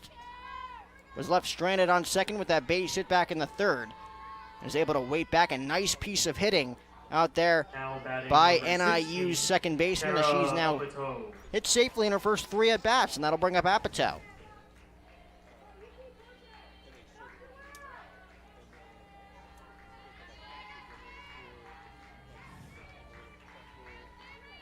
The center fielder for NIU. Looking for her second hit here. Again, was left stranded in her last at bat. Going to be a tough play for Sydney Sahar. Not going to be made. Gets away from Bishop, and NIU's on the board. Moving to second is Apatow. That one gets away from Pearson at second. So Apatow trades places with Walensky. Trying to lay down the sacrifice bunt to perfection. It would have been a tough play regardless for Sydney Sahar, as that one got away from Bishop, and it's a 4-1 game. So NIU one batter away from bringing the tying run to the plate here in the fifth. Take another look. Tough throw there for Lily Bishop as it gets away. And of course, the throw down to second probably had enough time to nab the runner at second base with the sliding Apatow sliding head first. But that one getting away from Pearson, but right there is Nicoletti to grab it out there in shallow left field. So a runner on second base and nobody out. That'll bring up Keller as NIU's heart of the order looming now against the Lopes left-hander. Quick mound visit. Calm down, number 11. Again, a leadoff double into right field by Walensky, with Apatow trading places with her second hit. So the top two hitters in NIU's order, both 2 for 2 today against the Lopes left-hander. Keller looking for her first hit, 0 for 2. Rounded out sharply to short with a runner on second and 1 out back in the first. Had runners on first and second with 1 out in her last at-bat. Walensky making the second out at third base. And then, of course, with 2 outs and a runner on first, Sahar able to jam the left fielder for NIU, popping one right back to the Lopes pitcher on the circle for out number 3 to retire the side. At the very least, being very careful here with NIU's left fielder. Again, second in team batting average coming in to game 1 yesterday. Getchis, the third baseman, came into this one hitting .429, leading NIU in batting average, has since left this game after getting hit by a pitch in her last at-bat. As Izzy Smith, who took over as the pinch runner, waiting on deck. We'll see if she has a couple runners on here as the 2-2 delivery coming from Sydney Sahar to Keller. Runner looking to get a good lead off of second as that one's popped up and out of play as Dietrich gives it a look. As the count remains 2 balls and 2 strikes. We'll see what Coach Pearson wants to do here in the latter stages of this one with the Lopes again. 9 outs away from picking up their third and final win in this series, looking for the sweep at the hands of these NIU Huskies before they come back on Wednesday night, as that pitch misses inside. And the count now runs full at 3 balls and 2 strikes.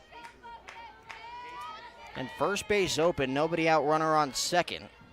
You don't want to give in to the dangerous Keller here. With one swing of the bat, this could be a 1-run ball game.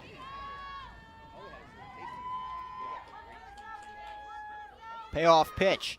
Tries to hit the corner, just off the plate. And just like that, NIU is going to bring the tying run to the plate here in the fifth. Runners on first and second, nobody out. So Keller doing a nice job laying off a couple of tough pitches. Able to work herself back into that at-bat. Coach Pearson going to talk things over with Jerry Carter, the home plate umpire. As it looks like that'll be all for Sydney Sahar. So her final line, 4 innings of work. She allowed 6 hits, 1 unearned run. But remember, the runners on first and second are her responsibility as she leaves this one.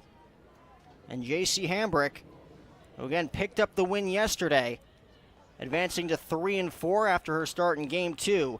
Will look to retire the side here in the fifth, trying to end this threat with the middle third of the order due up for NIU.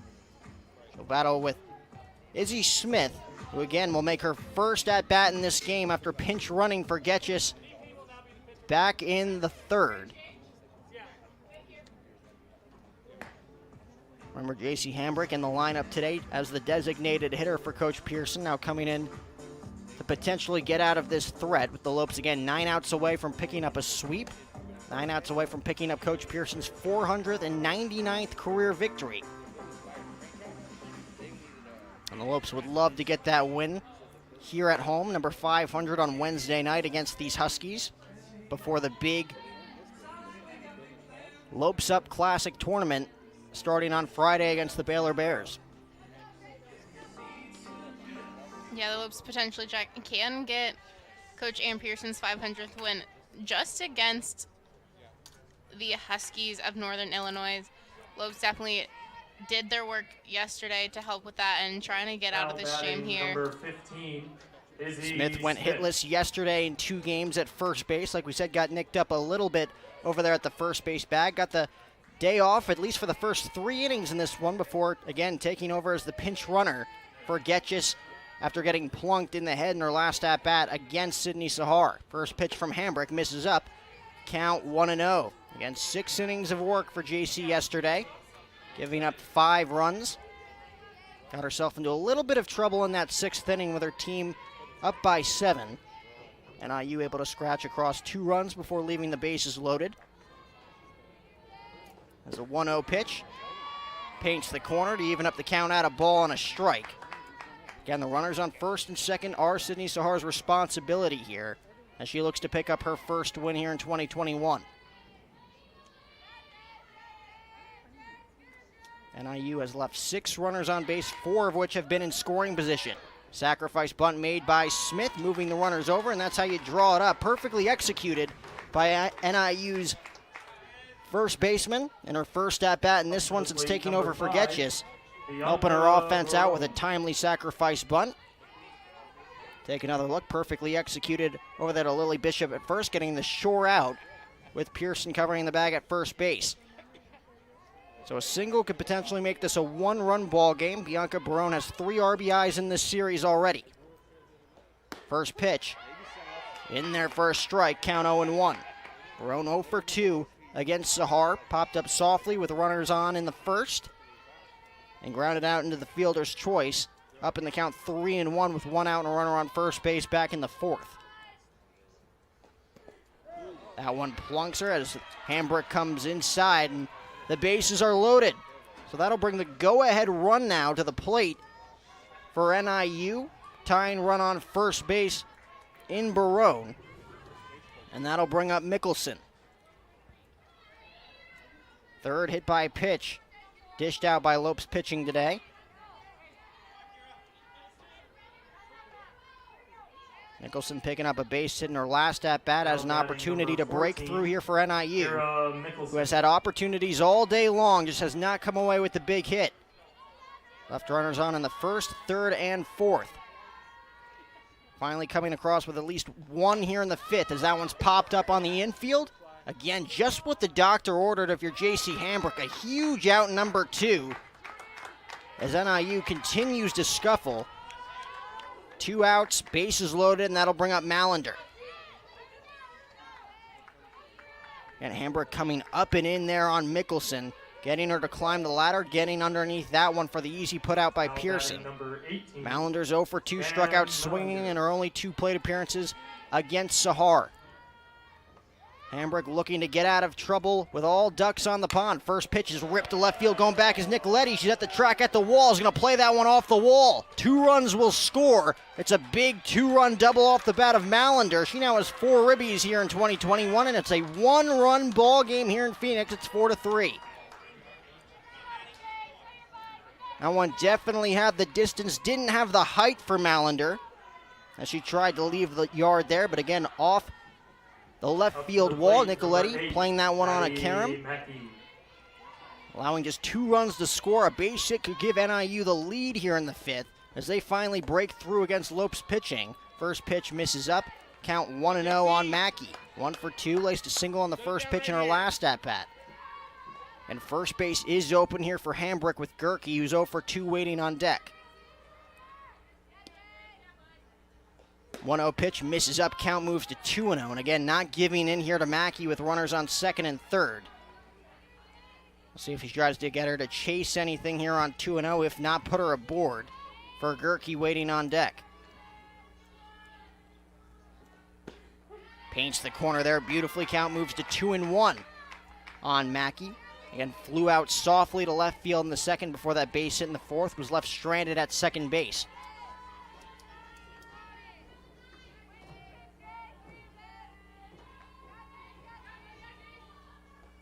Cut on and miss, gets her to chase on 2-1 to level up the count at 2 balls and 2 strikes. Great pitch there by J.C. Hambrick. Again, not wanting to give in here to Mackey, but throws that one again just off the plate to get Mackey to chase on 2-1. 2-2 pitch, tries to go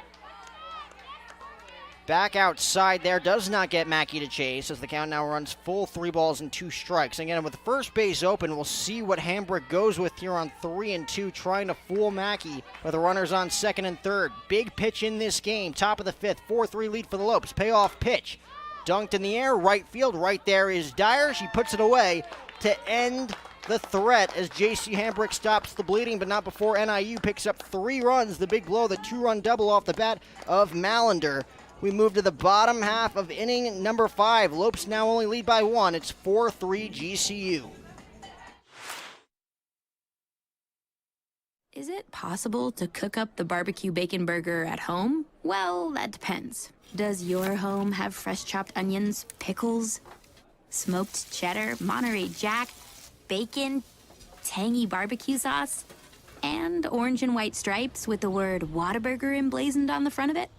If so, then absolutely. Good thing there's the limited time barbecue bacon burger at Whataburger.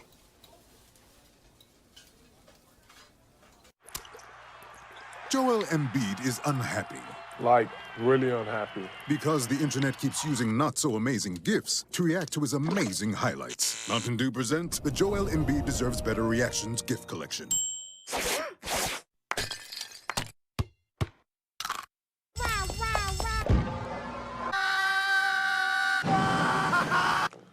Now I'm so happy.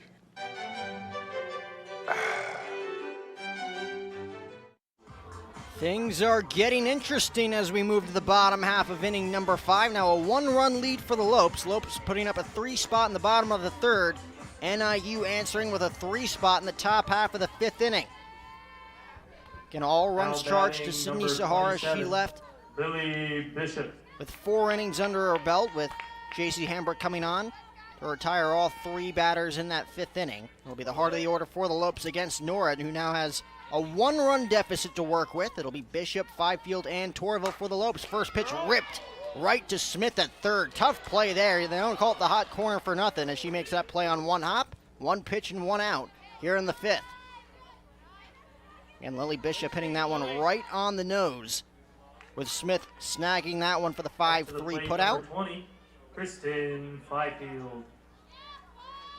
Kristen Fifield looking to give the Lopes a 5th inning base runner. Has reached in her first 2 plate appearances. Has only been retired once in this game. Again, 1 for 2 with the E4 in her last at bat.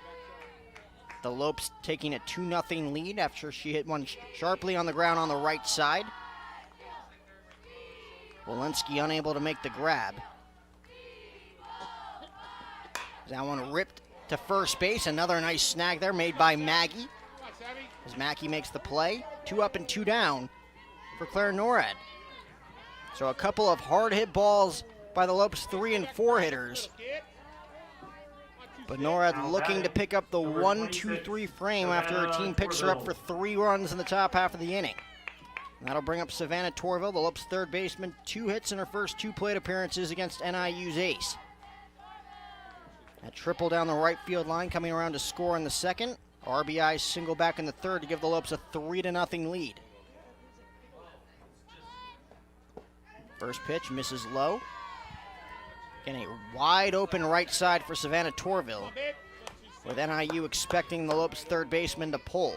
3 infielders on the left side. Mackey playing to her right over there at the first base bag. That one drilled deep to left. Does it have the height? Yes, it does. Set it off. Solo home run for Savannah Torvill. And the Lopes get 1 back here in the bottom of the 5th. It's a 5-3 lead as number 26 is on the board with home run number 2 here in 2021.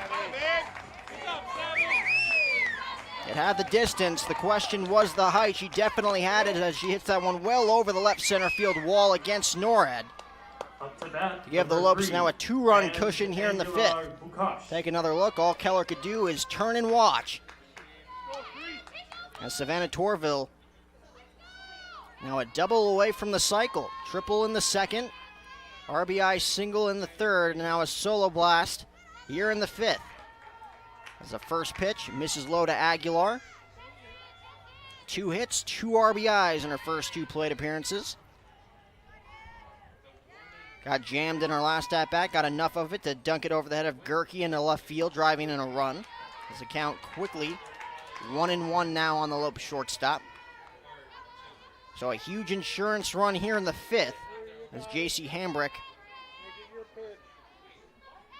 will go back out on the circle for the Lopes in the 6th, trying to retire the side as the count now moves to 1-2. That one nabbing the corner as NORAD gets the benefit of the doubt from Jerry Carter behind home plate.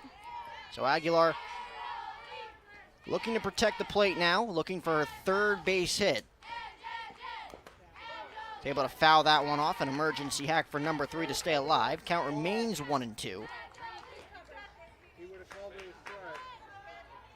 So NIU putting 3 infielders on the left side in the first 3 at-bats against Savannah Torvill. Has not worked to this point. Torvill, again, like I mentioned, a double now away from the cycle. Is that one lofted down the right field line and foul, as Aguilar will retreat back to home plate, trying to dunk that one over the head of Mackey at first base. Jack, we've seen the Lopes do a lot of great things with 2 outs. Bishop's home run yesterday also came with the Lopes having 2 outs, and then that one from Torvill there. Lopes looking to add more on with 2 outs. 1-2 pitch from NORAD, gets away, plunks Aguilar, and she'll reach safely in her 3rd consecutive at-bat.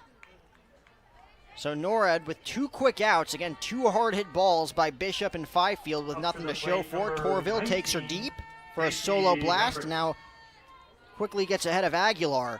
Comes a little too far inside there with that pitch. Another hit batter in this game. The runner on first base, 2 away, comes into Hambrick, misses low, and the count quickly 1-0 on the Lopes right-handed pitcher. And the freshman bat, still looking for her first hit in this one, was plunked in her last at-bat. Moved the runners over with a sacrifice bunt in the 2nd. Quickly head now 2 balls and no strikes. Again, looking to help herself out in this game. She'll be back out on the circle in the 6th.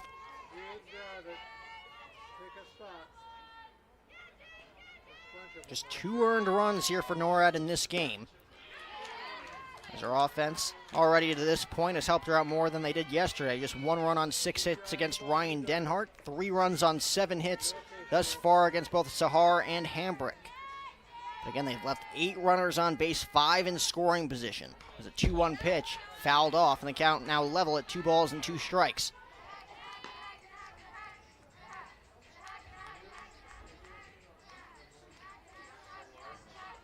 Lopes have only left 4 runners on base to this point, capitalizing on most of their opportunities. Just something you love to see for this offense looking to break out this weekend. They've done indeed just that. And with those 10 runs yesterday, 5 thus far here today on this Sunday afternoon. We'll get 2 days off before their final meeting with NIU on Wednesday. Left center field, coming in on it is the center fielder Apatow, calling off Keller for the final out here in the 5th. But not before the Lopes score 1 run on 1 hit. The big blow off the bat of Savannah Torvill, taking NORAD deep to left center field for her home run. We'll go to the 6th. It's a 5-3 lead for the Lopes here on GCU TV. Grand Canyon University, a Christian university, is one of the largest and fastest growing universities in the country. GCU offers 270 dynamic academic programs with modern apartment-style living, classrooms, labs, restaurants, and more. Located in beautiful Phoenix, Arizona, GCU's vibrant community and expansive campus is ranked top 20 for best college campuses in America. My university integrates the free market system with a welcoming Christian worldview perspective into its academic programs and throughout campus life, so you can put your faith into action and help transform communities. GCU campus students received over $157 million in scholarships in 2020, and many students attend GCU for less than the cost of a state university. Visit gcu.edu/myoffer to see the scholarships you qualify for. Admissible high school seniors can schedule a free visit from anywhere in the country. Find your purpose at Grand Canyon University. Visit gcu.edu/myoffer. Let's take a look at the upcoming schedule as we enter the top half of inning number 6. Like we said, we'll be back here next week, and of course the Lopes taking on NIU Wednesday night before they take on the Baylor Bears starting March 12th, 4 p.m. Mountain Standard Time. And, of course, they'll take on UTEP immediately following that one at 6 p.m. Baseball back at Brazel next weekend as well, kicking off a 4-game set against the UTRGV Vaqueros. One on Friday, a doubleheader on Saturday before they wrap things up on Sunday afternoon at GCU Ballpark. As the first pitch from Hambrick, fouled straight back by Gerke. It'll be Gerke, Walensky, and Apatow down by 2. A huge insurance run in the bottom half of the inning off the bat of Savannah Torvill. The long home run over the left center field wall. She's now 3 for 3 in this game, a double away from the cycle. Lopes hitting the ball hard in that inning against Claire Norred as the count now moves to 1-1 on Gerke. 0 for 2 in this game. Grounded out softly to short back in the third. Grounded into the fielder's choice in her last at-bat in the fourth. Both Lily Bishop and Kristen Fifield hitting the ball right on the screws last inning for those first 2 outs against Claire Norred. A rifle to third that Izzy Smith fielded perfectly for the 5-3 putout against Bishop. And then, of course, the unassisted putout by Mackey at first base after the rifle by Fifield for out number 2. Nothing the infield could do about that long fly ball off the bat of Savannah Torvill. Lopes leaving one runner on after the hit by pitch by Angeli Aguilar. Count now moves to 2-2 on Gerke. Looking to bring the tying run to the plate as the leadoff base runner in this game, or in this inning, I should say, with Walensky due on deck. Off-speed pitch, blooped to Aguilar at short. Easy put out for the Lopes shortstop, and there's one away. And that will bring up Walensky, who again has had a tough time defensively, but has made it look easy at the plate in this series. 2 for 2 today. Hit by a pitch to lead things off in the first, was left stranded at second base. Before singling in the third, she was also left stranded at second in that inning. Before doubling to right field to lead things off in the fifth, coming around to score the first run in that 3-run inning for NIU. First pitch in there for a strike, count 0-1. J.C. Hambrick coming right after NIU's second baseman in her 4th go-around. Again, has reached base safely in her first 3 at-bats, looking to bring Apatow and Keller to the dish, who are looming on deck and in the hole. 0-1 pitch. Just off the corner, leveling the count at a ball and a strike.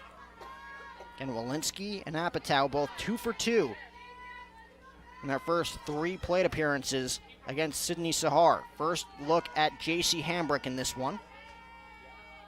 There's a 1-1 pitch, bounces up, count moves to 2-1. We talked about the bottom third of that order having little to no success in the first 2 games yesterday. They combined 3 hits for the 6 through 9 hitters, with Mickelson, Mallender, and Mackey each picking up a base hit. It's a 2-1 pitch. Misses up and away, and the count now moves to 3-1 on Walensky.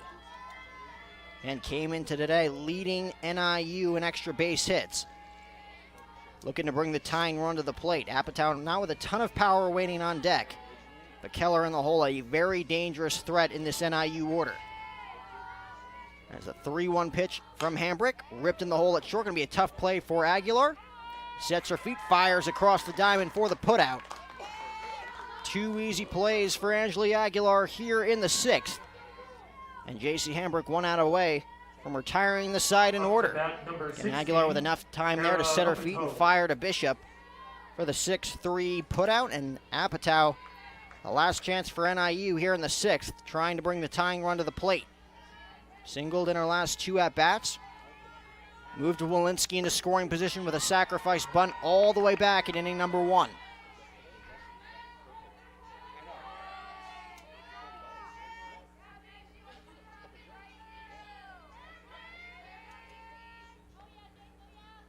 A 1 pitch misses outside to level up the count at 1-1. We'll see if J.C. Hambrick gets the nod here to finish this one out after being chased after 6 innings of work yesterday.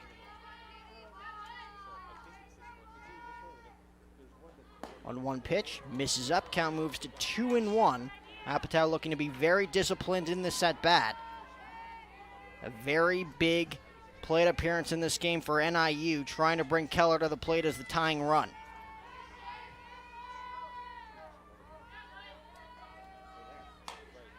Bloop to second base. Pearson comes in, makes the snag on the line, and that'll do it. An easy 1-2-3 inning here in the 6th for J.C. Hambrick. Lopes now 3 outs away from win 499 for Coach Pearson. As we'll go to the bottom of the 6th, Lopes trying to add some insurance. It's 5-3 here in Phoenix.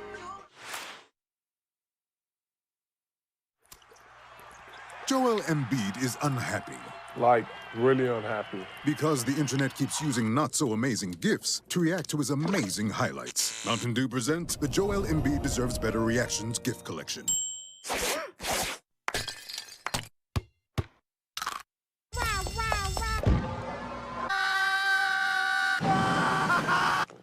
Now I'm so happy.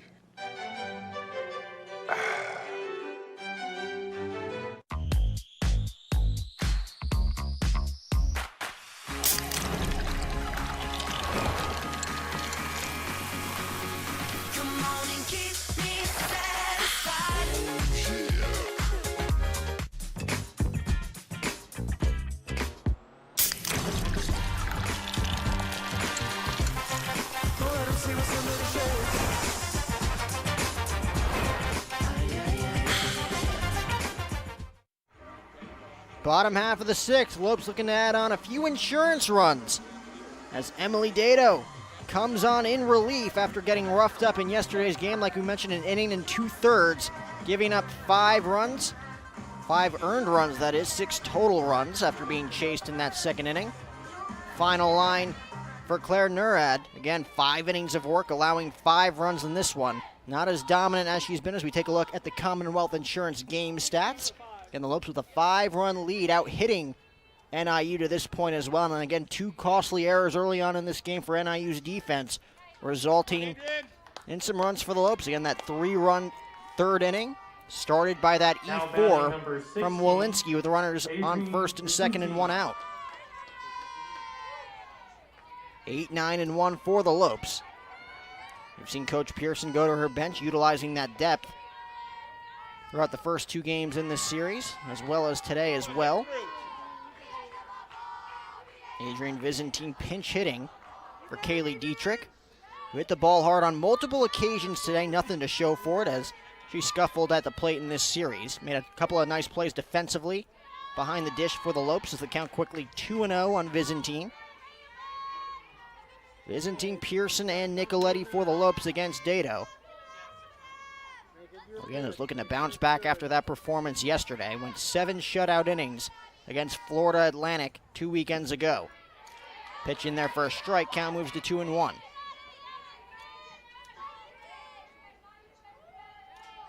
And the Lopes came into that 4th inning hitting well over 500 as a team against NORAD through the first 3 frames, hitting .429 currently through the first 5 innings. The count now moves to 3-1 on the Lopes leadoff hitter. Trying to get a board for Pearson on deck, still looking for her first hit of the day. NIU doing a solid job making up for some lost ground after again leaving 5 runners on in each of the first 3 innings. Breaking out for a big 5th inning. Big 2-run double by Mallender to make it a 1-run game. Chopped to 3rd. Play made there by Smith for the first out. Nice job by Dado after falling behind 3-1, able to hit the corner there, getting Vizentine to slice it on the 3rd base bag for the 5-3 putout. And with 1 away, that will bring up Jordan Pearson. Struck out looking in her only plate appearance. Was pinch hit for by Levis in her last at-bat. Pinch hit single before Pearson came back out to pinch run. Slices that one, 3rd base side. Was playable for Smith, but is unable to come away with the grab right in front of the Lopes dugout. So count quickly 0-1 on the Lopes second baseman. Tough play there at 3rd base for Smith, who's made a couple of nice plays over there at the bag since replacing Getchis back in the 4th inning.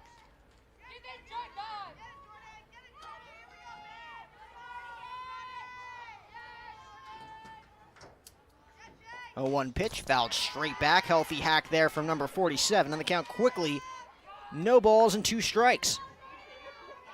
We mentioned the 2 walks yesterday, doubling the total for Dado on this young season for NIU's right-hander. coming right after these Lopes hitters in her first relief appearance here in 2021, making 2 starts. 0-2 pitch, misses outside, doesn't get Pearson to chase. Would love to set up Gianna Nicoletti waiting on deck with a base runner. 1 for 3 in this game. Gianna again being able to beat that shift in the 3rd inning with that double and 1 out. Cut on and missed. Pearson goes down on strikes for the 2nd time in this one, and there's quickly 2 away here in the 6th inning. NIU trying to get to the dish with their heart of the order due up in the 7th, only down by 2. Again, looking ahead to the top half of the 7th, it'll be Keller, Smith, and Barone. Heart of the order for NIU.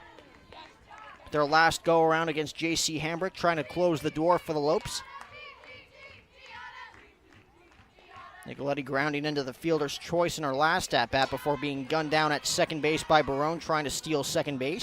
Picked up a stolen base in each of the first 2 games yesterday before being gunned down today in her only stolen base attempt.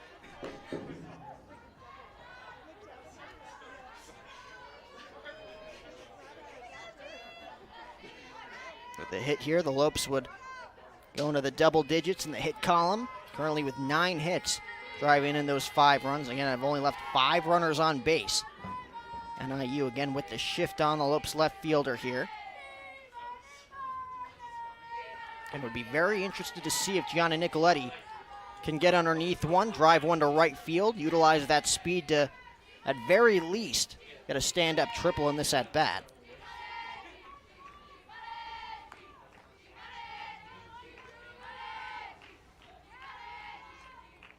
So 1-1 pitch ripped up the middle and into center field. So she does the job nonetheless, picking up her 2nd hit. So the double in the 3rd. Single here in the 6th, giving the Lopes a 2-out base runner. Dado looking for the easy 1-2-3 frame, ain't gonna get it. As she'll now deal with Tabitha Dyer here with the speedy Nicoletti on first.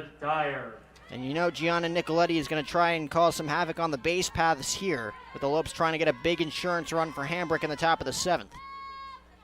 Yeah, Nicoletti normally getting that stolen base at second, being thrown out her last time up. Definitely wants to get that one back here, Jack.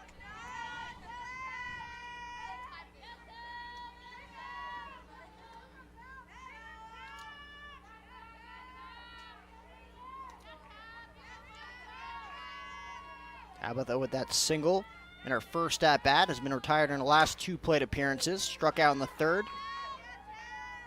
Rounded out softly to Mackey at first back in the 4th. Evening up the count here at 1-1, slicing that one down the left field line. Just trying to pass the baton to Lily Bishop waiting on deck, hitless in this game.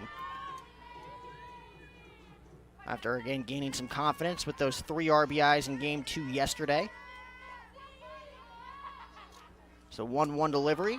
There goes Nicoletti, but the pitch fouled straight back by Dyer, so she'll retreat back to first. Getting a good jump on that pitch from Dado. So the count now moves to a ball and 2 strikes. And with 2 strikes now on Dyer, Nicoletti, if anything else, trying to get a good jump over there at first base. And infield playing straight up for the Lopes right fielder here. Shadow starting to creep behind home plate. A pitch outside, throw down to second base, not in time. Get a nice throw there by Barone, but Gerke unable to snag it on the back end. That one getting away from her as Nicoletti picks up another stolen base. At least 1 stolen base in each of these 3 games in this series. Getting a good jump and again sliding ahead of the tag. Would have been a close play if it was fielded cleanly, but it wasn't as it gets away. With the count moving to 2-2 on Dyer. 2-2. Ripped in the hole at third and into left field for a base hit. Coming around third is Nicoletti. Going to be a close play. She is going to get in ahead of the throw. Again, getting away from Barone. It's an RBI for Tabitha Dyer. She now has 2 hits. Moving up to second base on the throw. Lopes have another runner in scoring position, and it's a 6-3 game. A huge insurance run as Dyer is able to rifle that one past the diving glove of Smith and into left field. Nicoletti, again, a close play there at home plate, decides to go in standing up. Throw getting away from Barone, allowing Dyer to move up to second base. So a huge insurance run here in the 6th inning as the Lopes now lead it by at least 3 going into the 7th. Bishop looking to add more here with a runner on second. First pitch from Dado, misses in, plunks the Lopes first baseman. And that'll bring up Kristen Fifield. Definitely not what you want if you're Emily Dado in this bottom half of the 6th inning. You now have runners on first and second with 2 away against someone who definitely had your number yesterday. Again, the 2-run home run off Dado in the first inning to nod things up at 3 for Kristen Fifield. Then the double in the second inning after the 2-run blast by Lily Bishop. And that's what chased Emily Dado in that game. Coach Pearson once again going to utilize her speed on the base paths. Pinch running here for Lily Bishop at first base.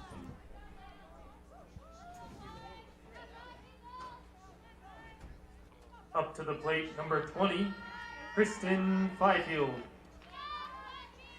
Well, Jack, we mentioned baseball being over, taking on number 11 Oklahoma State. That game will be going into extra innings as the Cowboys tied it with a single home run, 4-4. So Lopes looking to take a win over the number 11 team and avoid a sweep again.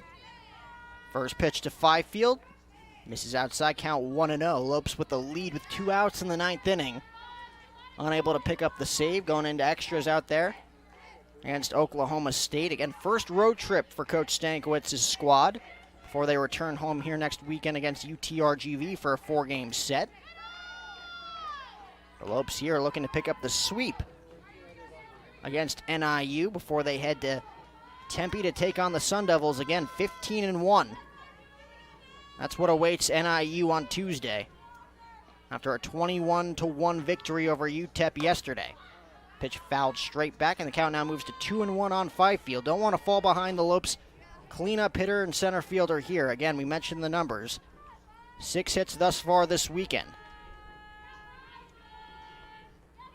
Rifled one on the ground to first base in her last at-bat for the second out in the 5th. Before the solo blast by Torvill. 2-1 pitch. Misses outside, count 3-1. A very dangerous situation here for Dado. Again, you do have a bag open. You don't want to give in here to Fifield, but again, the very dangerous Torvill on deck as well.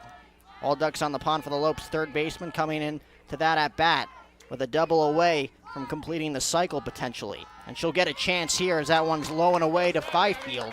And the bases are loaded with 2 outs. Again, a 6-3 lead for the Lopes.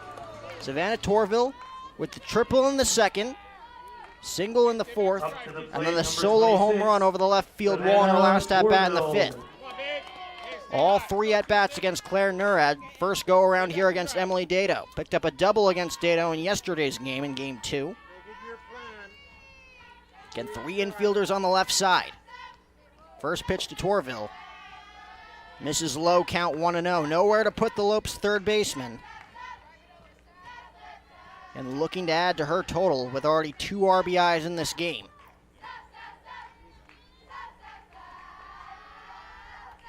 .1-0 pitch. In there for a strike. Count leveled up at a ball and a strike. And Dyer on third, Olsen on second, Fifield on first. See Mackey playing almost closer to the second base bag there, trying to make up for the lost ground on the right side. Torvill trying to slap one the other way.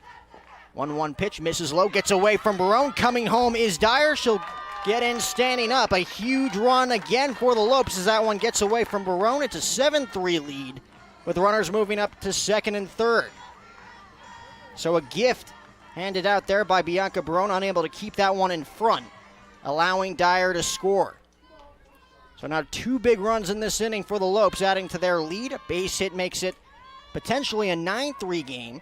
Got a 2-1 count here on Torvill. Runners lead off. The pitch ripped up the middle. Played there by Gerke. Throw on to first for the final out as they nab Savannah Torvill just in the nick of time for the final out, but not before the Lopes pick up 2 big insurance runs going into the 7th. Lopes 3 outs away from a sweep. It's GCU 7, NIU 3 here on GCU TV. At Raising Cane's, we know quality takes time, patience, and the best ingredients, which is why every chicken finger we serve is hand-battered and cooked to order just for you. We never take shortcuts. That doesn't mean you can't. Introducing an even faster and easier way to order Cane's with our new app. Find your closest restaurant, customize your meal, pay, and schedule pickup. So next time, take it easy and order with the Raising Cane's app. Raising Cane's chicken fingers, one love. About time we washed it. Getting ready to trade it in. What are you doing? Just a little shopping. Wait, a new truck? Don't you think I should be involved? Of course. We'll head over to Sanderson Ford as soon as I'm done. I don't have time today. Hope we're going with 4 doors this time. Ooh, of course. I know exactly what I want. I mean, we want. A lightning blue Ford F-150 Super Crew with EcoBoost. All done. Shop from home, buy from home, we deliver. From the dealer you can trust, Sanderson Ford.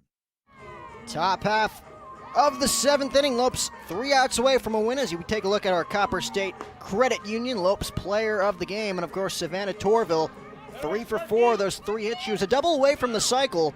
But of course, those 2 runs batted in. The long home run in the 5th to give the Lopes what was then a 5-3 lead. They tack on 2 more in the 6th against Emily Dato, making this a 7-3 game.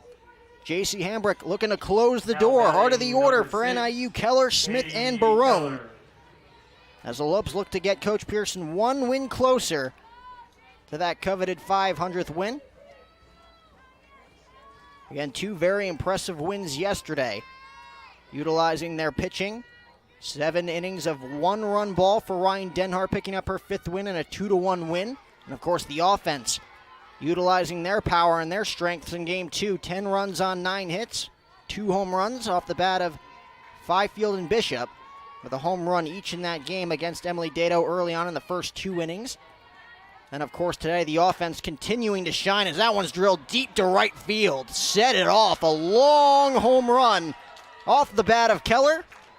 And NIU chips away here in the 7th inning. Leadoff home run for their left fielder at 7-4. No doubt about that one. Almost across the street there for Keller, picking up her first hit of the day after going 0 for 2 in her first 3 at-bats. She knew it right off the bat there against J.C. Hambrick. And NIU now trails this one by 3 as Izzy Smith will dig in. Only plate appearance in this game. Sacrifice bunt in her last at-bat. Looks like she'll get pinch hit for here in the 7th inning as well. Again, NIU just hitting now .348 as a team. Again, great numbers offensively. Lopes have just been that much better thus far as that first pitch misses outside, count 1-0. So Getchis re-entering this one after again leaving this game in the 3rd inning after getting hit by a pitch up and in by Sydney Sahar, who again still in line for the win. If Hambrick can salvage these final 3 outs. 2 hopper to Pearson, 4-3 put out, and there's 1 away.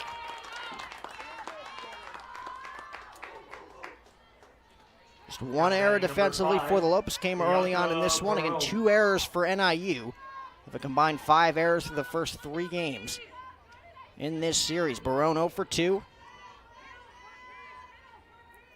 Again, has been the bulk of this offense in this series. The RBI single in Game 1 yesterday, a 2-run double as well. So that first pitch is in there for a strike. Popped up softly with 2 runners on in the first to retire the side before grounding out into a fielder's choice. Got ahead in the count 3-1 in that at-bat in the 4th before grounding out sharply to Aguilar and was hit by a pitch to lead things off back in the 5th. Came around to score the first run for NIU.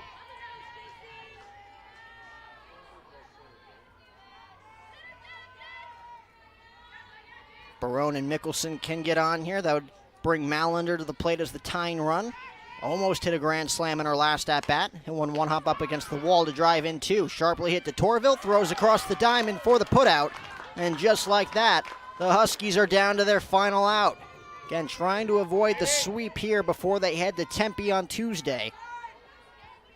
And it's going to be up to Mickelson here to keep this one alive for the Huskies. 1 for 3 in this game, singled in the 4th, popped up softly to Pearson in her last at-bat. That was back in the 5th. Hambrick trying to close the door here on this Sunday afternoon. First pitch. Ripped foul count quickly, 0-1. Again, 4 innings of solid work for Sydney Sahar before running into trouble in the top half of the 5th inning. J.C. Hambrick getting the Lopes out of further damage, allowing a leadoff home run here in the 7th to Keller. Has retired the next 2. 0-1 pitch. On the corner for a strike, in Northern Illinois are down to their final strike. Again, timely hitting for the Lopes, taking advantage of most of their opportunities after getting runners in scoring position early on in this one. A big 3-run 3rd inning. Savannah Torvill with the long ball in the 5th. And, of course, they tack on 2 more runs in the 6th. As Northern Illinois, again, continuing to creep back in this game. 3 runs in the 5th, 1 so far here in the 7th. It'll be a 1-2 pitch here to Mickelson. Lopes trying to send the Huskies to Tempe with 3 losses under their belt on this Arizona road trip. 1-2 pitch. Chopped to short, and it gets past Aguilar and into left field. And that one's going to roll all the way to the wall, getting past Nicoletti. She'll throw into Aguilar. And Northern Illinois has a runner in scoring position here with 2 outs. As that one gets away again from Aguilar, trying to play that one on a tough hop. We'll take another look. Not an easy play there for the Lopes freshman shortstop. Again, not getting a great hop on that one. Now batting Moving number just to her 18, left. That one going and all the way to the Mallender. wall. And that'll bring up Mallender now. Again, trying to get the tying run to the plate with Mackey waiting on deck, who's 1 for 3 in this game. Infield playing straight away for number 18. Again, 1 for 3 in this game. Just 2 RBIs in this game with that 2-run double in her last at-bat. Struck out swinging in her first 2 plate appearances.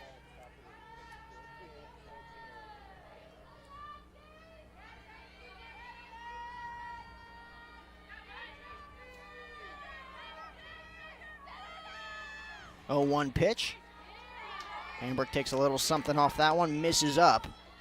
Count leveled up at a ball and a strike. Remember, we were back here Wednesday night between these 2 clubs before the Lopes kick off their tournament here next weekend on Friday with 2 games. 1-1 pitch. Just misses outside. The count now moves to 2-1.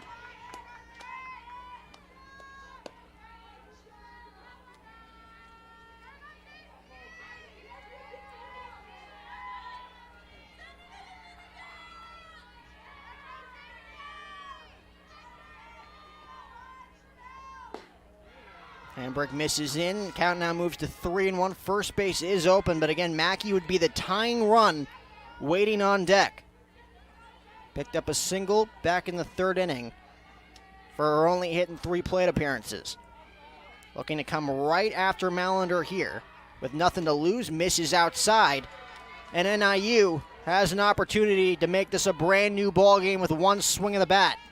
Kaylee Dietrich wants to talk things over with number 19 here. Should be interesting to see how she navigates her way through this at-bat with Mackey. Again, making her first start at first base after Izzy Smith made the first 2 starts in games 1 and 2 yesterday in the doubleheader. Maddie Mackey. Flew out softly to left field in her first at-bat in the 2nd before that single in the 4th. Was left stranded at second base before flying out to right field in her last at-bat.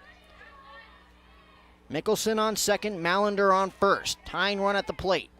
First pitch fouled straight back. Mackey just getting underneath that one. And the count quickly 0-1.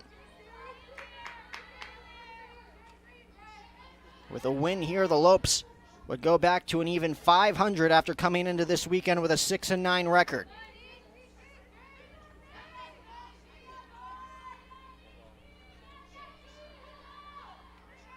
Hambrick gets the sign. Kicks, winds, and delivers the 0-1. Misses up, count now level at a ball and a strike.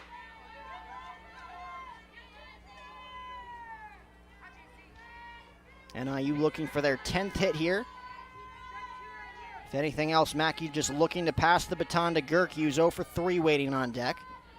Infield again playing straight away here for NIU's first baseman. That one ripped in the air, fairly deep left center field. 1 hop up against the wall. 1 run scores. Here comes Mallender. Play at the plate. Not in time. Dropped there by Dietrich. It's a huge 2-run double to keep this game alive for NIU off the bat of Mackey. And just like that, it's a 7-6 ball game. So a huge 2-out rally here for the Huskies. And that'll bring up Gerke looking to drive in the tying run. And it looks like that'll be all for J.C. Hambrick. Unable to retire the final out in this 7th inning. Goes 2 2/3, allowing 4 hits, 3 earned runs. Walked 1, allowed 3 extra base hits. And that'll bring in Ryan Denhart, looking to close the door for the Lopes as this pitching staff comes full circle in this series. Again, Ryan Denhart kicking off this 3-game set in Game 1 yesterday. 7 innings of work, only allowing 1 run on 6 hits. Big 2-1 victory for the Lopes, setting the tone for Game 2, and the offense broke out for 10 runs. Again, 7 runs on 11 hits for the Lopes in this one. And again, another 3 spot here in the 7th for Northern Illinois. All with 2 outs, or 2 runs with 2 outs in this inning. Remember the leadoff home run off the bat of Keller, making this a 3-run game. And then 2 quick outs made by J.C. Hambrick, able to retire Getchis and Barone. Mickelson reaching after the tough hop in the hole at short by Aguilar. That one going all the way to the wall. 2 outs, runner on second base. Mallender able to work the walk. And now Mackey with the long drive into the left center field gap. 1 hop up against the wall, driving in 2 now. She's now 2 for 4 with those 2 ribbies. Now Gerke 0 for 3 in this game. Grounded out to short in the 3rd. Reached on a fielder's choice in the 4th and then popped up softly to Aguilar back in the 6th. We'll get an opportunity here as the go-ahead run against number 23 as Denhart looks to pick up the save. Things getting very, very interesting on this Sunday afternoon with the Lopes looking to come away with a victory.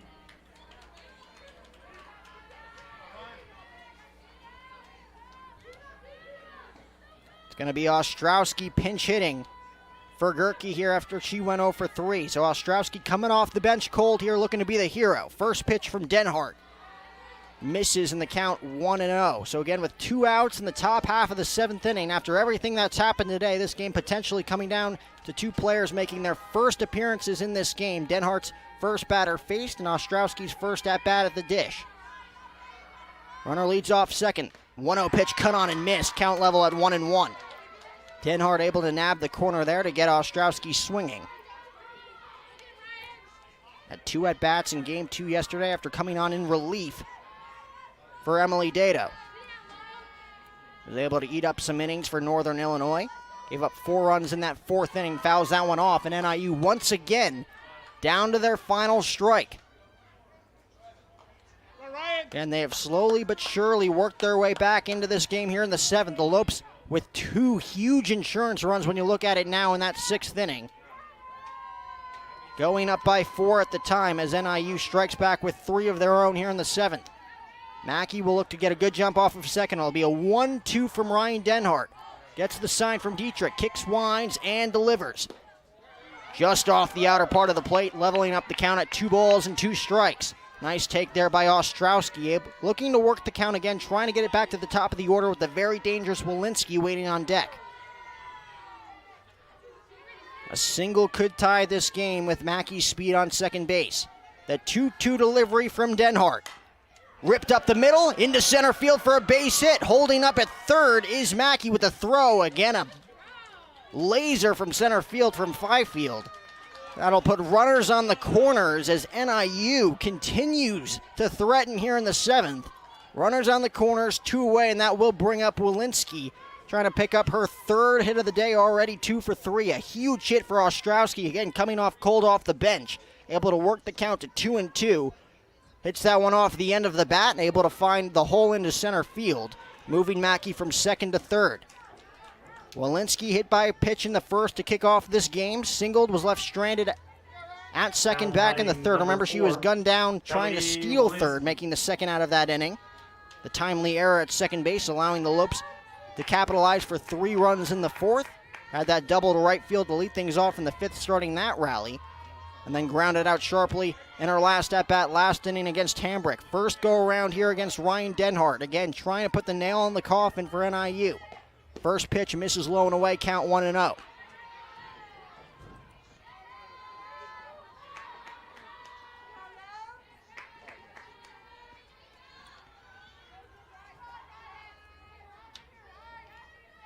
See what Gerke does over there at the bag at first base.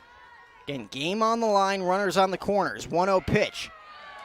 Off the plate, count now moves to 2-0 on Walensky. Again, came into this game leading NIU in extra base hits, adding 1 more to her total with that double in the 5th.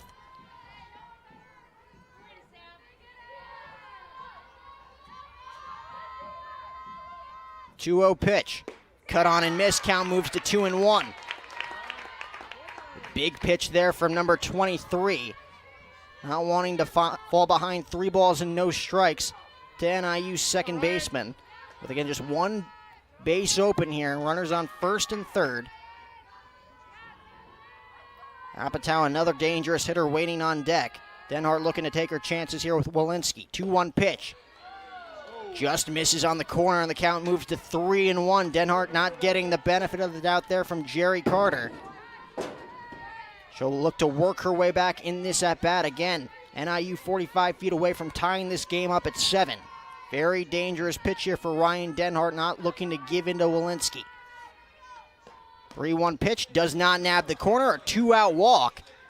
And now nowhere to put Apatow here. Already 2 for 3 in this game. A 1-run game, 7-6, bases loaded, 2 outs. We're in the top half of the 7th inning. Lopes looking to pick up the sweep. Not going to be an easy way here in the 7th. Again, a 4-run lead entering this inning. The leadoff homer by Keller. 2 quick outs via Getchis and Barone. And then, of course, Mickelson keeping this game alive with a double. Mallender reaching with a walk. The 2-run double off the bat of Mackey. And Gerke and Walensky both reaching here against Denhart. Coach Pearson going to have a lengthy discussion out here on the circle with her right-hander as well as her infield.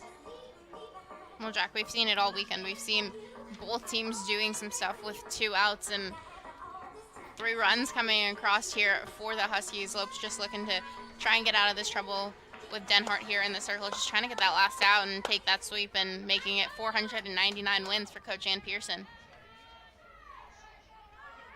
Apatow with the sacrifice bunt in her first at-bat, a pair of singles in the 3rd and in the 5th before popping up softly to Pearson back in the 6th.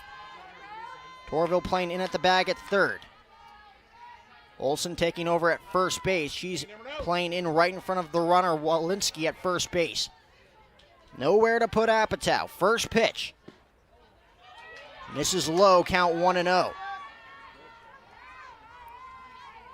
Again, Ryan Denhart being called on to get the final out in this game after J.C. Hambrick retired the first 2 here in the 7th. 1-0. On the outside corner for a strike, and the count leveled up at 1-1. Apatow just looking to put the ball in play here with 2 outs.